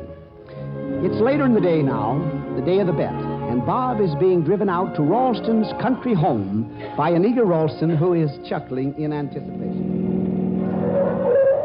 Well, here we are. Hop out, my boy. If you don't mind, I'll crawl out. I got nothing to hop about. Oh, come on. Stop stalling.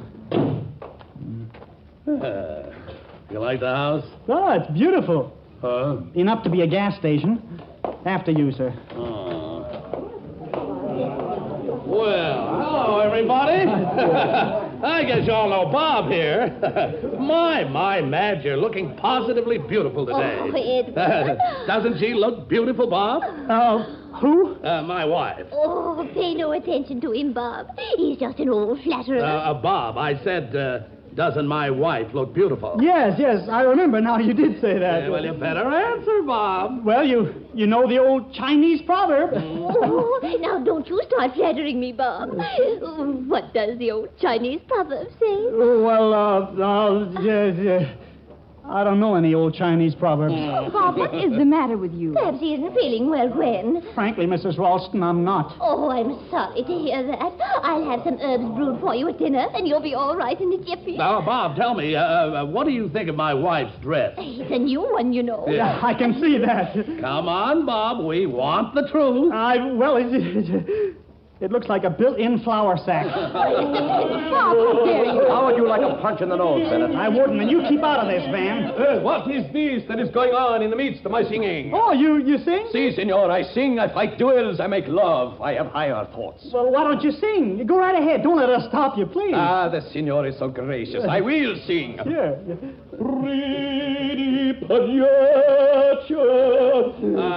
I like the senor's voice, Bob. Mustn't interrupt the singing. Yes, but I still say, how do you like the senor's voice? Well, it probably has something about it. What? Something. Go on, senor. Tell me. I am interested. You, fight duels? Yes, but about my voice. Do you think it is for grand opera? Kill many men in these duels, do you? 12. But go on, my voice. Well, there's only one other man in the world with a voice like yours. Melchior Gili? Andy Devine.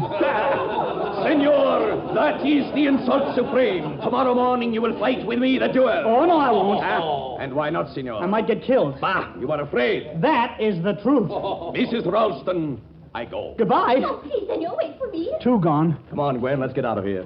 You go into the garden, Van. I want to speak to Bob for a moment. Okay, but watch him. I think he's nuts. Father? Well, I guess I might as well go and change. But I'll be back in a few minutes, Bob. Yeah. Bob, did you invest my money? Uh-huh. In what? I took your money and Gwen, you're beautiful. Am I really? Oh, you are. And that is nothing but the truth. Gwen, what do you see in that overgrown old Van? Well, he's handsome. Yes, but... He's got lots of money. Yes, and but... he's an all-American fullback. Maybe, but Gwen, you don't marry a man to play football with him. You know, I used to be a wrestler. Bob, I've been mean to you, haven't I? Well, I never thought you really liked Van. There is a chance for me. Well, if you ever did anything about it, instead of just talking... Like this? Oh, like that. More. If I can stand it.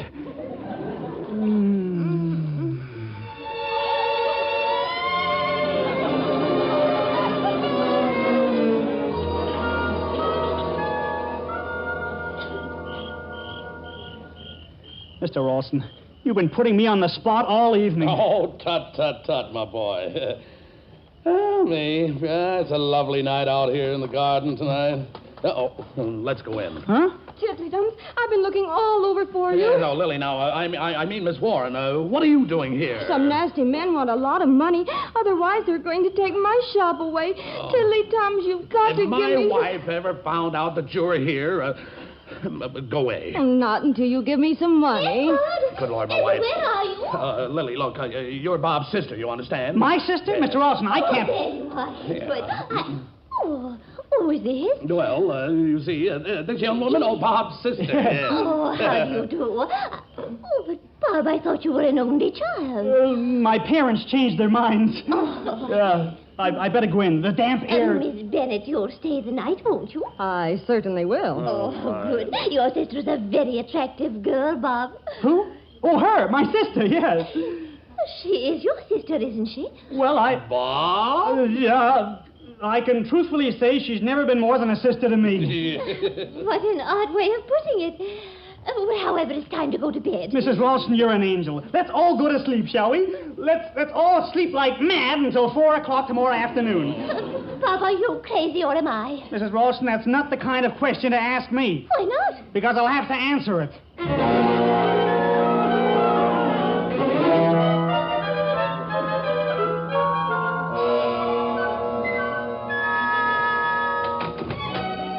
Well, here we are. This is your room, Bob, the blue room. It'll fit me. Yeah, I know. Go on in. You don't have to wait up for me. My boy, I'm locking you in just to make sure that you don't decide to disappear for a while. That sounds as if you didn't trust me. I don't.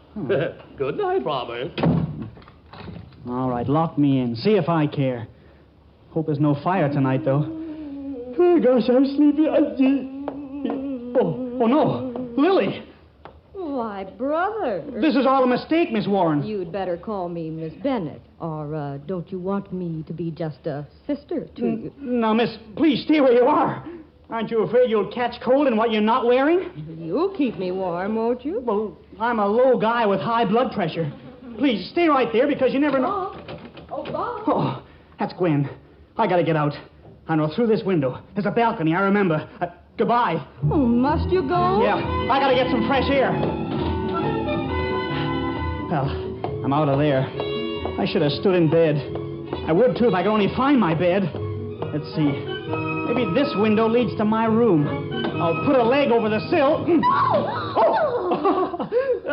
Hello, Mrs. Ralston. Nice weather we're having? Young man, what are you doing on that balcony? Taking a walk. I always take a walk before turning in. Makes me turn in. Do you think a balcony running in front of the bedrooms is the proper place to take a walk? Well, the view is lovely up here. I mean, I better be running along. Good night, Mrs. Ralston. Wonder how she'll feel when she becomes a mother. A mother-in-law, I mean. My mother-in-law. I wonder how I'll feel. Oh, this must be my room. I'll get the window up and then... Stand! I can't. I got one leg up in the air. Aha! The senor who thinks my voice is like Andy Devine. I didn't exactly say that. So, you wish to apologize? Yes, I do. Then perhaps I will not kill you. Proceed. Mr. Verdugas, I'm very sorry. Yes, senor. Very good. Go on. I mean, your voice is divine. Yes, divine. Goodbye. I wonder if the night air is healthy. I wonder if I'll ever see home again. I wonder... This room is dark. This must be my room. Good Lord, the maid. Lady, ignore it. Pay no attention. Go right on with whatever you were doing. I better go now. It's been very charming, lady. Oh, I'll be back out. What's going on in there? I'm going out. Way out. What happened to the moon? I better work my way out to the railing and then... What do you know? No railing.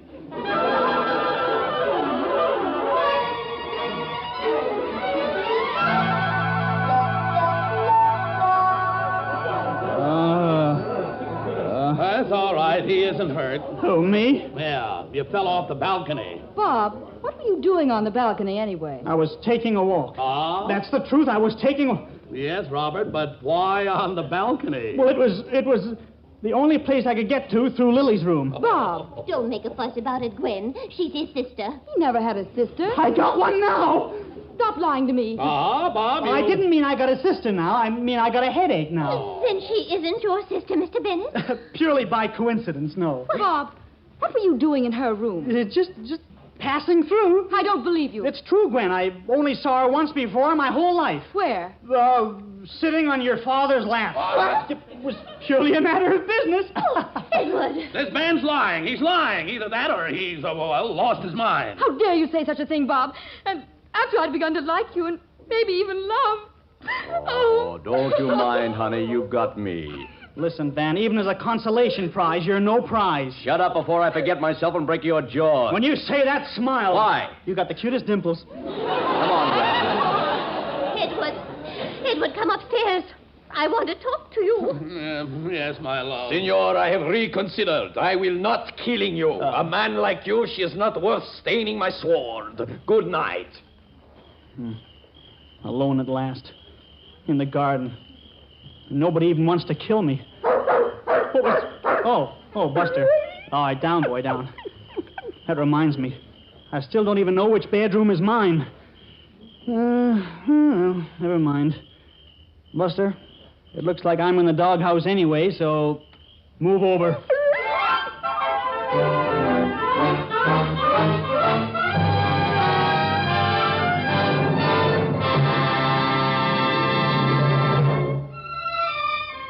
So it's the doghouse for Bob. Seems like he hasn't any difficulty getting himself into all kinds of difficulties. And by the way, Ben Grauer, why that unhappy look on your face? What? Oh, pardon me. I was just thinking about a little trouble I had with my cousin's baby last night. It was like this. Ah, now, cootsy wootsy, Tommy Wobby. Here's the little babesy wavesy. Now, shut up. Oh, all right, I'm sorry. I take it back. I do wish, however, that your mother wouldn't go and leave me all alone when I... Oh, for heaven's sake, what did I say? Well, she's my cousin as well as your mother. I've got a perfectly legal right to... All right, I ain't got any right. Your mother's an angel. She's a darling. Well, good heavens, Charles. What do you want me to say? What do you want me to do? Why be irritated? Why to no gold? Well, of course, you little dear. Now, isn't that right, smokers? When all you can hear is yapping and yammering, that's the time to enjoy an Old Gold, to enjoy its extra flavor, plus its special protection from cigarette dryness. You see, Old Gold's magnificent blend of many fine tobaccos, including a touch of extra flavorful Latakia tobacco, is specially conditioned with apple honey to help guard against cigarette dryness. So, for a better tasting, keener smoke, make it Old Gold. But if you can't get a pack today, here are the 3 big reasons. People are smoking more cigarettes. Billions are going to the armed forces overseas. And we can't make more cigarettes due to manpower shortages. However, we are distributing every pack we make. So, tomorrow, ask again for Old Gold.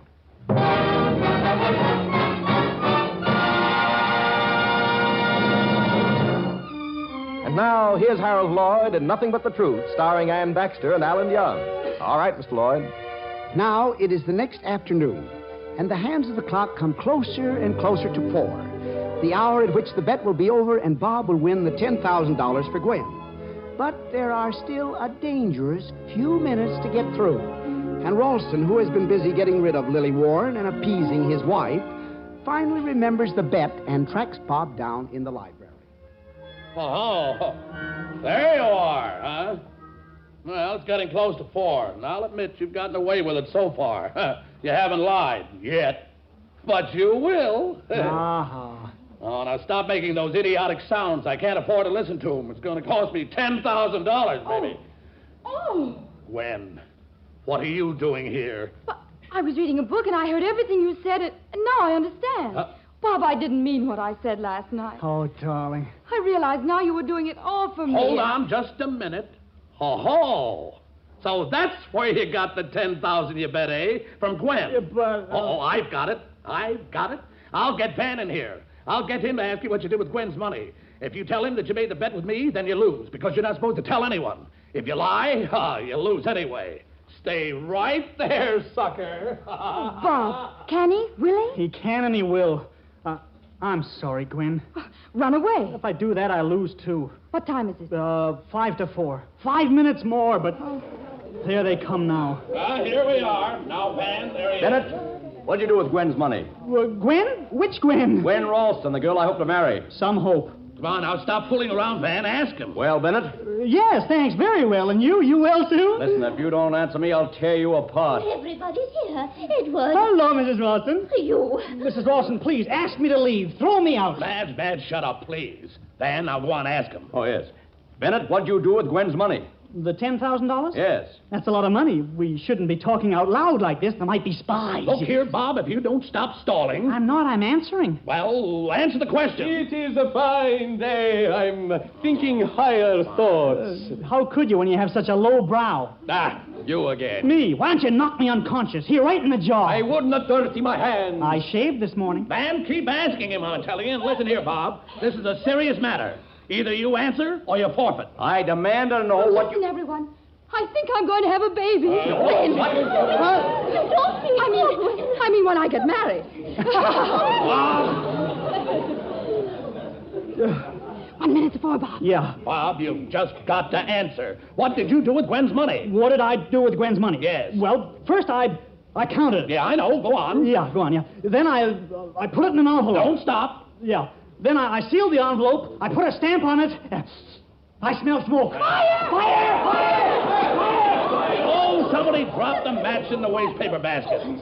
It's nothing at all. Now, Bennett, what did you do with Gwen's money? I better answer the phone. It's not ringing. Well, you don't want to leave those things go to the last minute, you know. Oh. 10 seconds, Bob. Yeah, 10 seconds. Well, I took the envelope. You really want to know, Mr. Ralston? Yes, of course I do. 1, 2, 3, 4.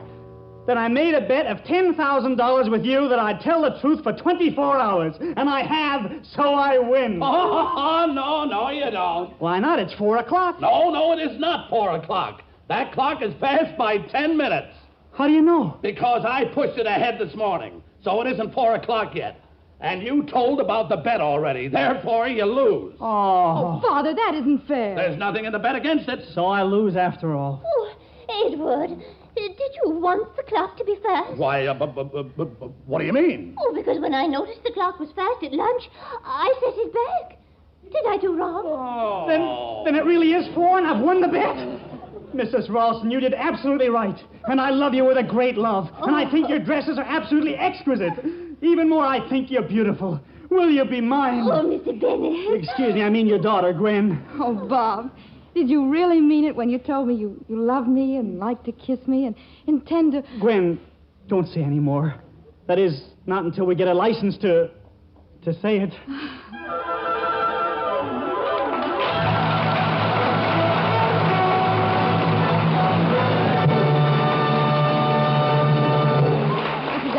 This is Alan Young. And this is Harold Lloyd, saying good night to you for Old Gold. And I hope that you'll be with us again next Sunday evening when the Old Gold Comedy Theater presents Fred Allen and Portland Hoffa in The Show-Off. See you then.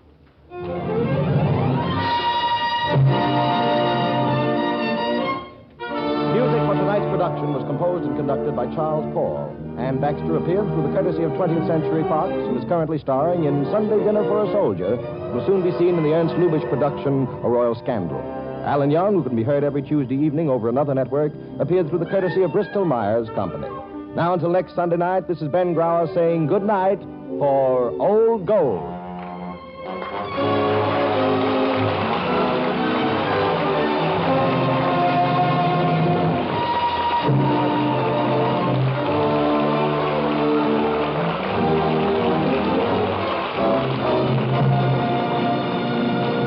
National Broadcasting Company.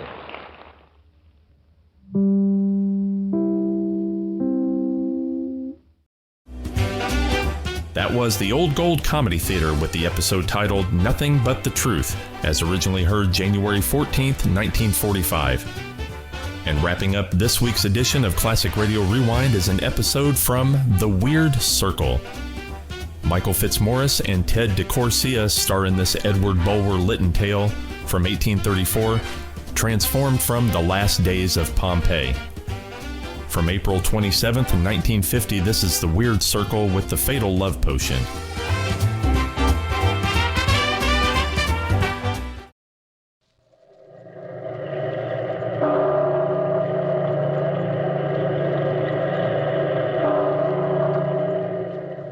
Out of the past, phantoms of a world gone by, speak again the immortal tale, The Fatal Love Potion.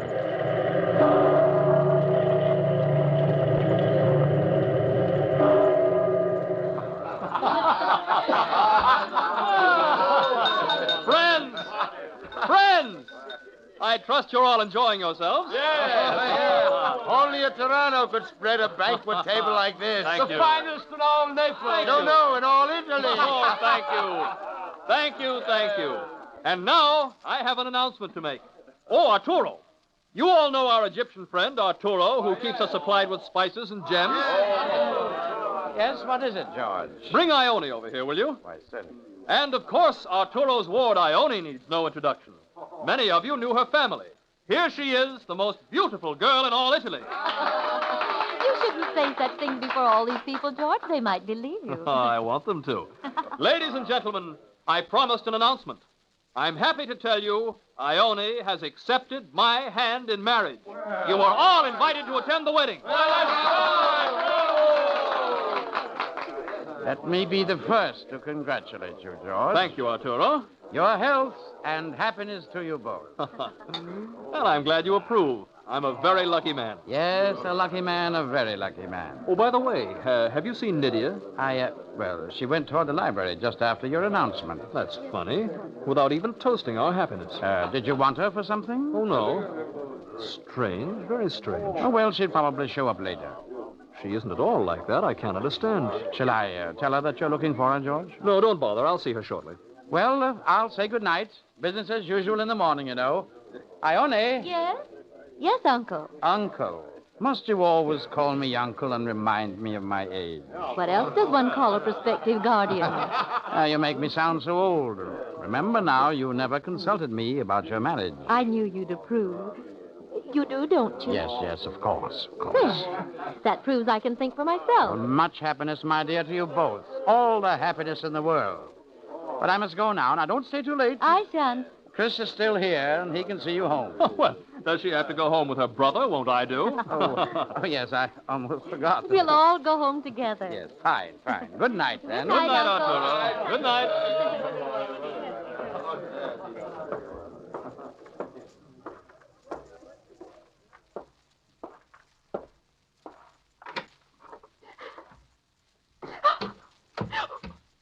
Who is it?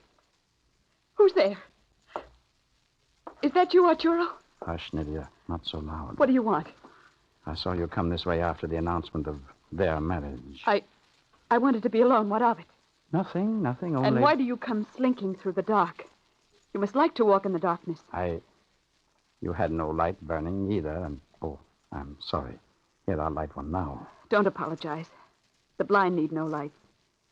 When sight has no more meaning, I must trust my other senses. They serve you well, too. What do you mean? Only that you recognized me before I spoke. I read characters by their movements.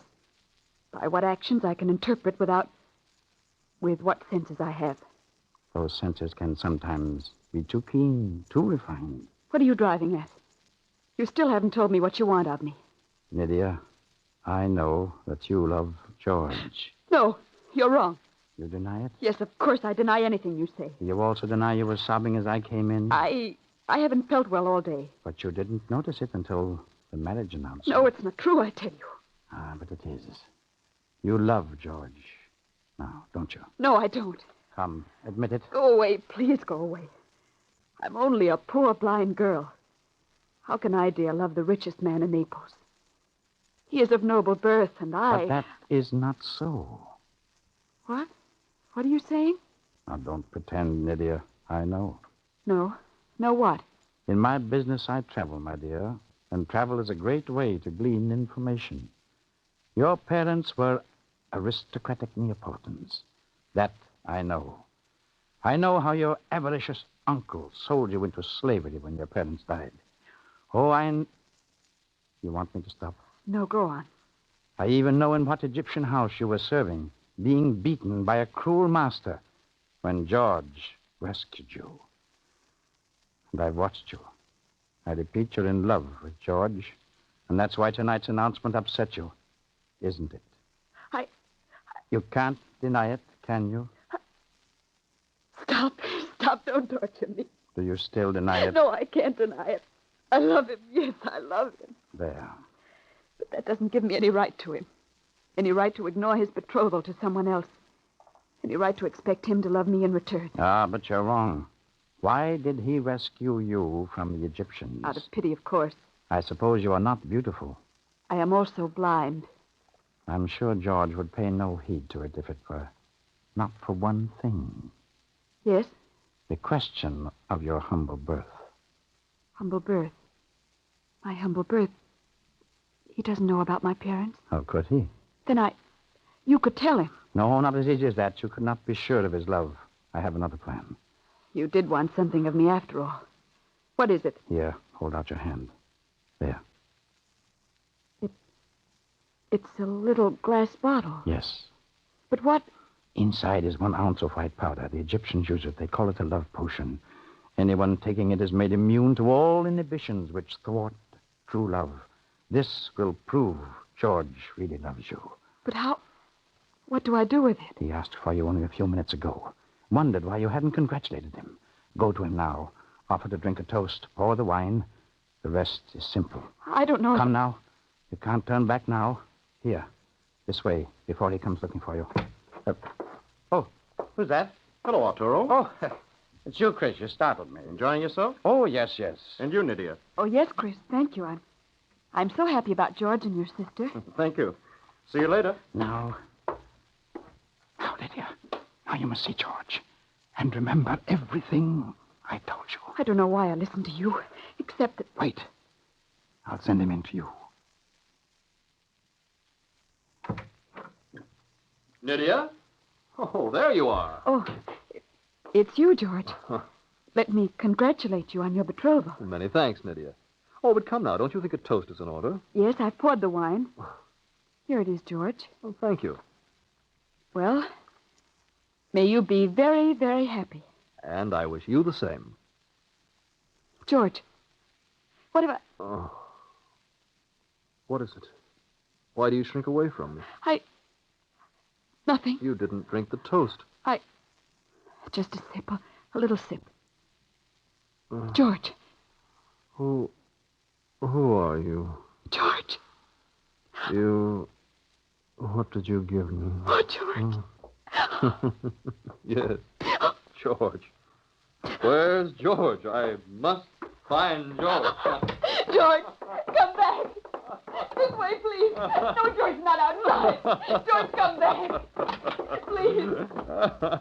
I must find George. Come back in, George. Come back. Oh, Lord. What have I done? What have I done?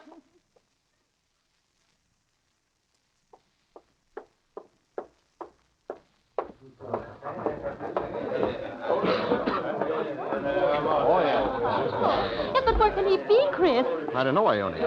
Oh, here's Nydia now. Oh, yes. Nydia, come here. Lydia. Have you seen George? Answer him, Lydia. Have you seen George? Where's Arturo? He left for his home in Pompeii. But where is George? It's Arturo. Arturo? Is something wrong? It's George, Charles. He's missing. Chris, wait. Where are you going? To find Arturo. He knows what happened to George. I'll go with you. No, Charles. A friend of the family needn't get mixed up in this. Go along with him, Charles, please. He might do something violent. Right. Come on, then, if you insist. But hurry. Hurry!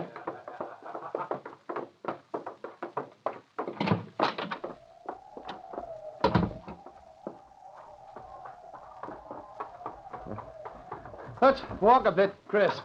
No, we must hurry. Come on, I don't want to lose him. You go along, then. I'll catch up.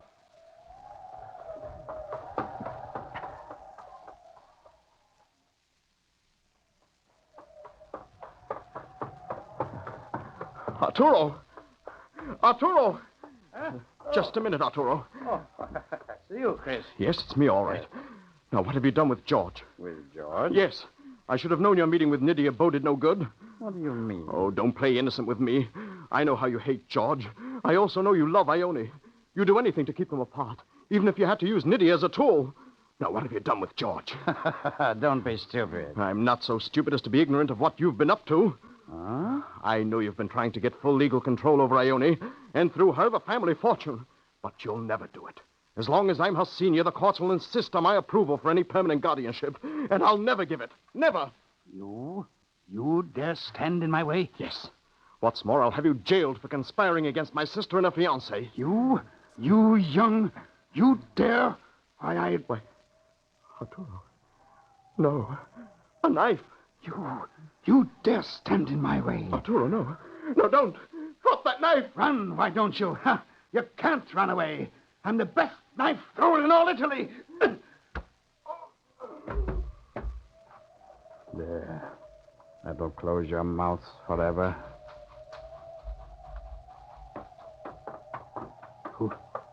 Who's that?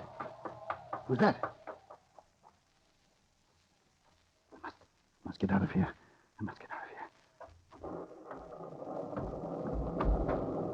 Who is it? It's George. It's George. Potion. Had a strange effect on him. Hello. What are you looking for? I'm looking for George. George. Is this him here on the ground? I don't know. Is it George? Yes. And he's dead. You killed him. Look at your hands. You killed him with this bloody knife.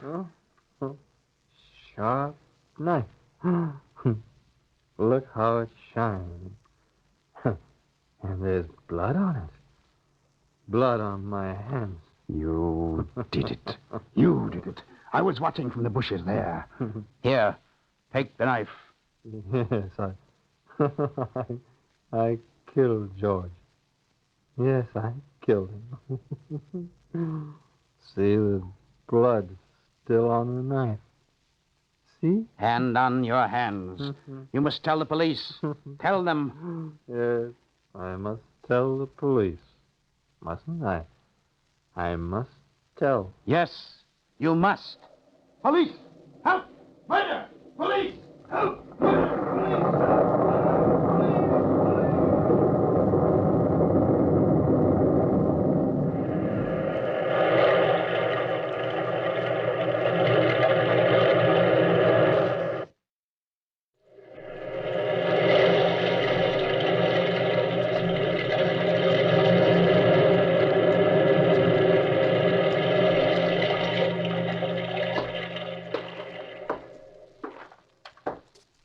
Well, Ione, have you changed your mind? No.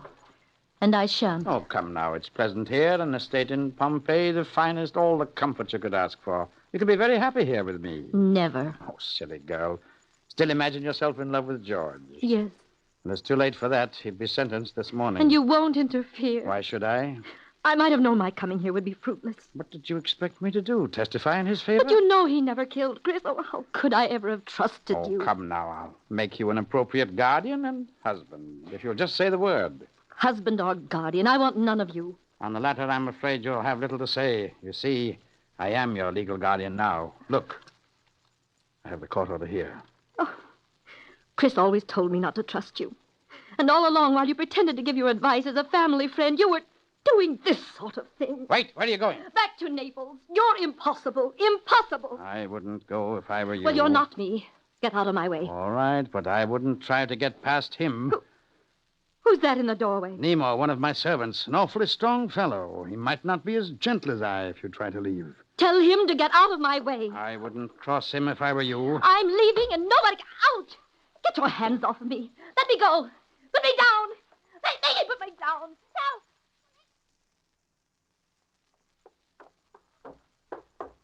They can put me down. Put me down, you beast. Let me down. Let me down. Put it in here, Nemo. Yes, master. You beast. Get your hands off of me. Wait. Where do you think you're going? Let me get out of here. Oh, no, you don't. Nemo, stay outside the door. Yes, master. Now, Ione, you'll have plenty of company here. Won't she, Nydia? Nydia here? What are you doing here? Ione, it's you. Tell me, Nydia, what are you doing here? I'm caught in the meshes of my own doing. Come now, ladies, you can talk while I'm gone. Nydia will probably have a lot to tell you, Ione. But it will be too late for you to do anything about it. Too late for anyone to do anything about it. Perhaps not so late as you think. Well, I must leave now. I must go to the court to testify against George. Yes, I must tell them everything.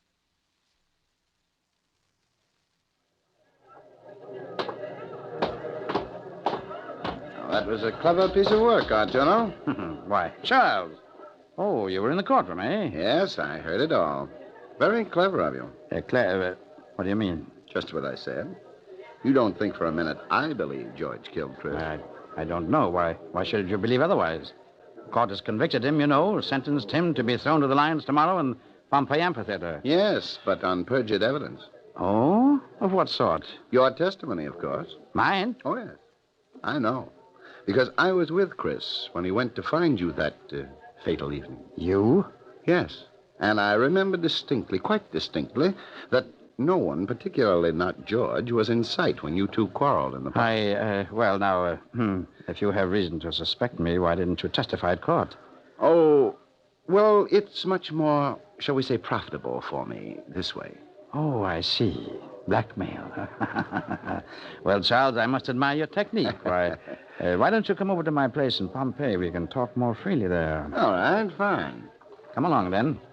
Yes, we can settle this whole thing once and for all. Right away, yes.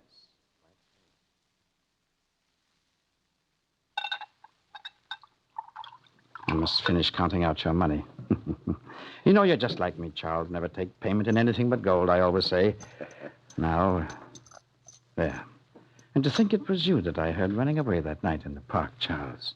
Here, now, let's drink to seal the bargain. Very well. Here you are. Glass for you.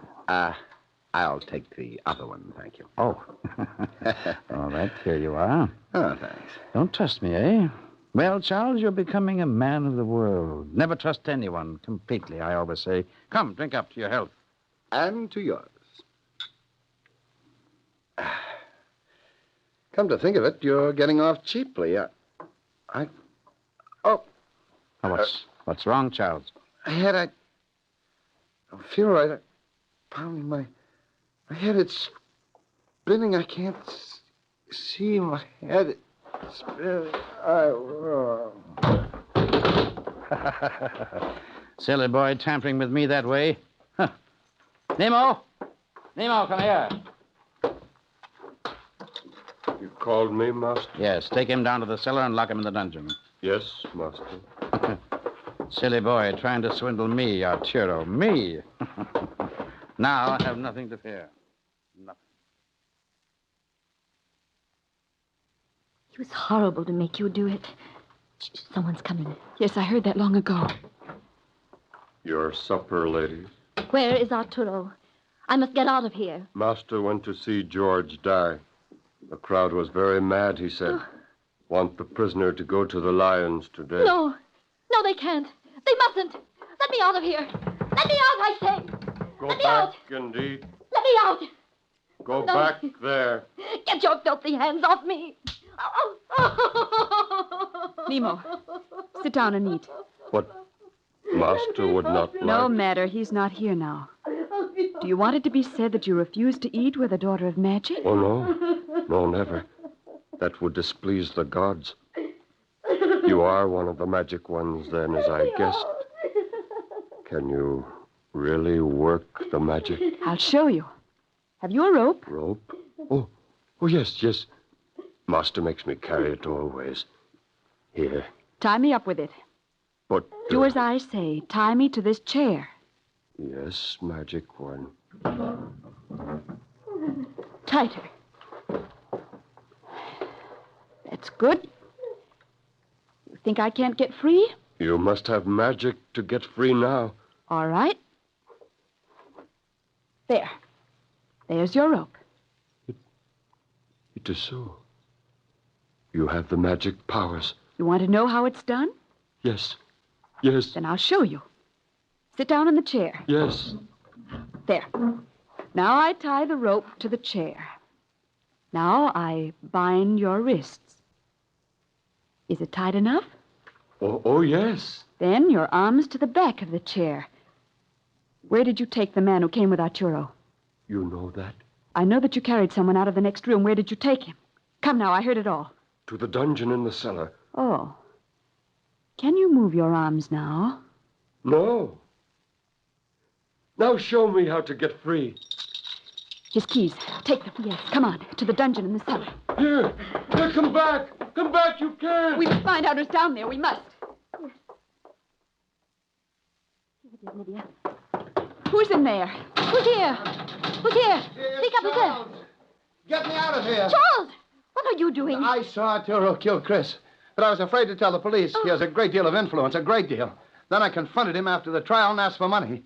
He lured me here, drugged me. And that's all I remember, except that my head aches like fury. Promise us you'll tell the authorities. Yes, I promise anything. Just get me out of here. All right. Ione, open the cell door. Yes. Oh, please, hurry. They're going to execute George's sentence today. To the amphitheater. To the box of the judge. Hurry. Yes.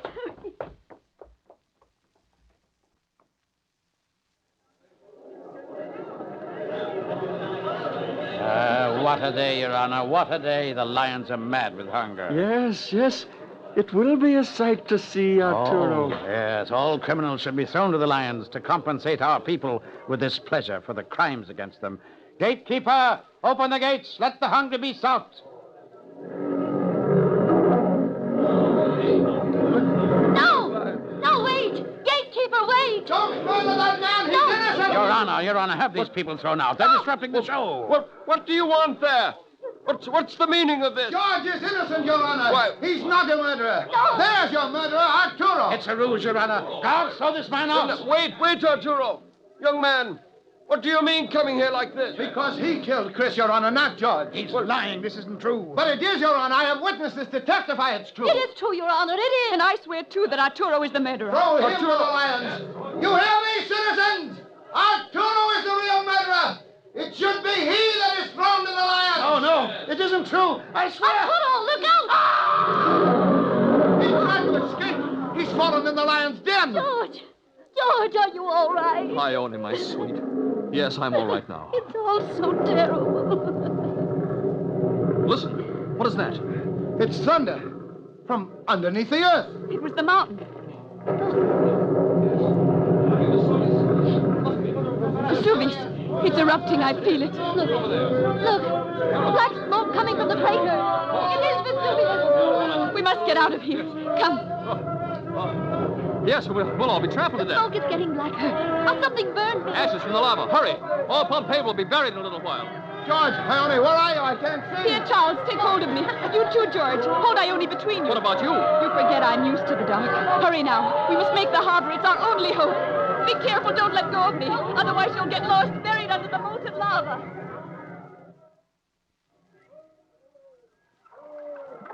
Here we are. Hurry. Into that boat there. You're not safe till you clear the harbor. Come, Ione. Get in. Yes, the crowd has gone mad. Here, you quit shouting. Get in, Charles. No, wait. Nydia, where is she? She was here a minute ago. Hurry, George. Nydia! She's gone. What could have happened to her? The crowd. She's probably lost in the crowd. She'll be all right. But she's alone out there. She can take care of herself. Besides, we've Ione to look out for. I suppose you're right. Come on, take hold here. Let's shove off. The lava's gaining ground. Come on, let's get out of here. All right. Now, heave. Oh, that was a narrow escape. George, darling, give me your hand. Yes, Ione. We're together again. For good. Everything's going to be all right again. Yes, Ione. Yes. Something's troubling you, dear. What? What is it? It's Nydia. She didn't get lost. She couldn't. Not after bringing us safely through. She went back to help others. Yes, to help others through the darkness. Probably. No doubt that puts her soul at rest. It may be her way of atonement. Atonement? Nydia? Yes, because she... Oh, for all the little missteps of her life. Oh, perhaps... Yes, I only hope she's all right. Yes, I hope she's all right.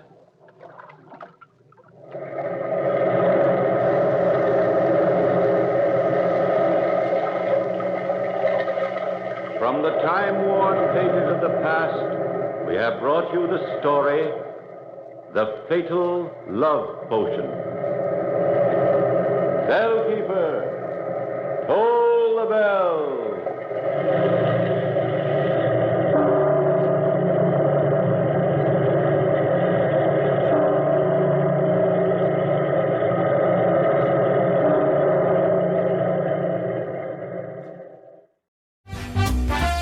That was The Fatal Love Potion from The Weird Circle, as originally heard April 27th, 1950. I'll be back with more in just a moment.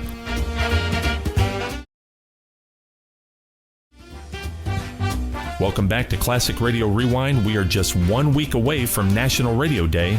Join us on Tuesday, August 20th, as Old Time Radio USA will celebrate National Radio Day with a surprise programming lineup. So celebrate National Radio Day with us next Tuesday, beginning at 6 a.m. Eastern Time, as we celebrate the golden age of radio. My friends, I would like to take this opportunity to talk to you for a moment, because I'm kind of curious. How do you listen to the old-time radio stations of the WOTR Radio Network? Do you listen on your computer? Do you listen on the WOTR mobile app? Do you listen via TuneIn.com or any other website that hosts the WOTR stations? I would really love to know. I would love to know which platform and which devices benefits you in listening to our WOTR stations. Send a quick email to Barry at WOTRradionetwork.com or head over to the website and drop me a message in the form at the bottom of the page. I definitely thank you in advance for letting me know. And with that, wraps up this week's edition of Classic Radio Rewind, and I'll be back next week with more from the golden age of radio. So, for the WOTR Radio Network and Classic Radio Rewind, I thank you so much for listening, and until next time, this is Barry Slinker saying goodbye for now.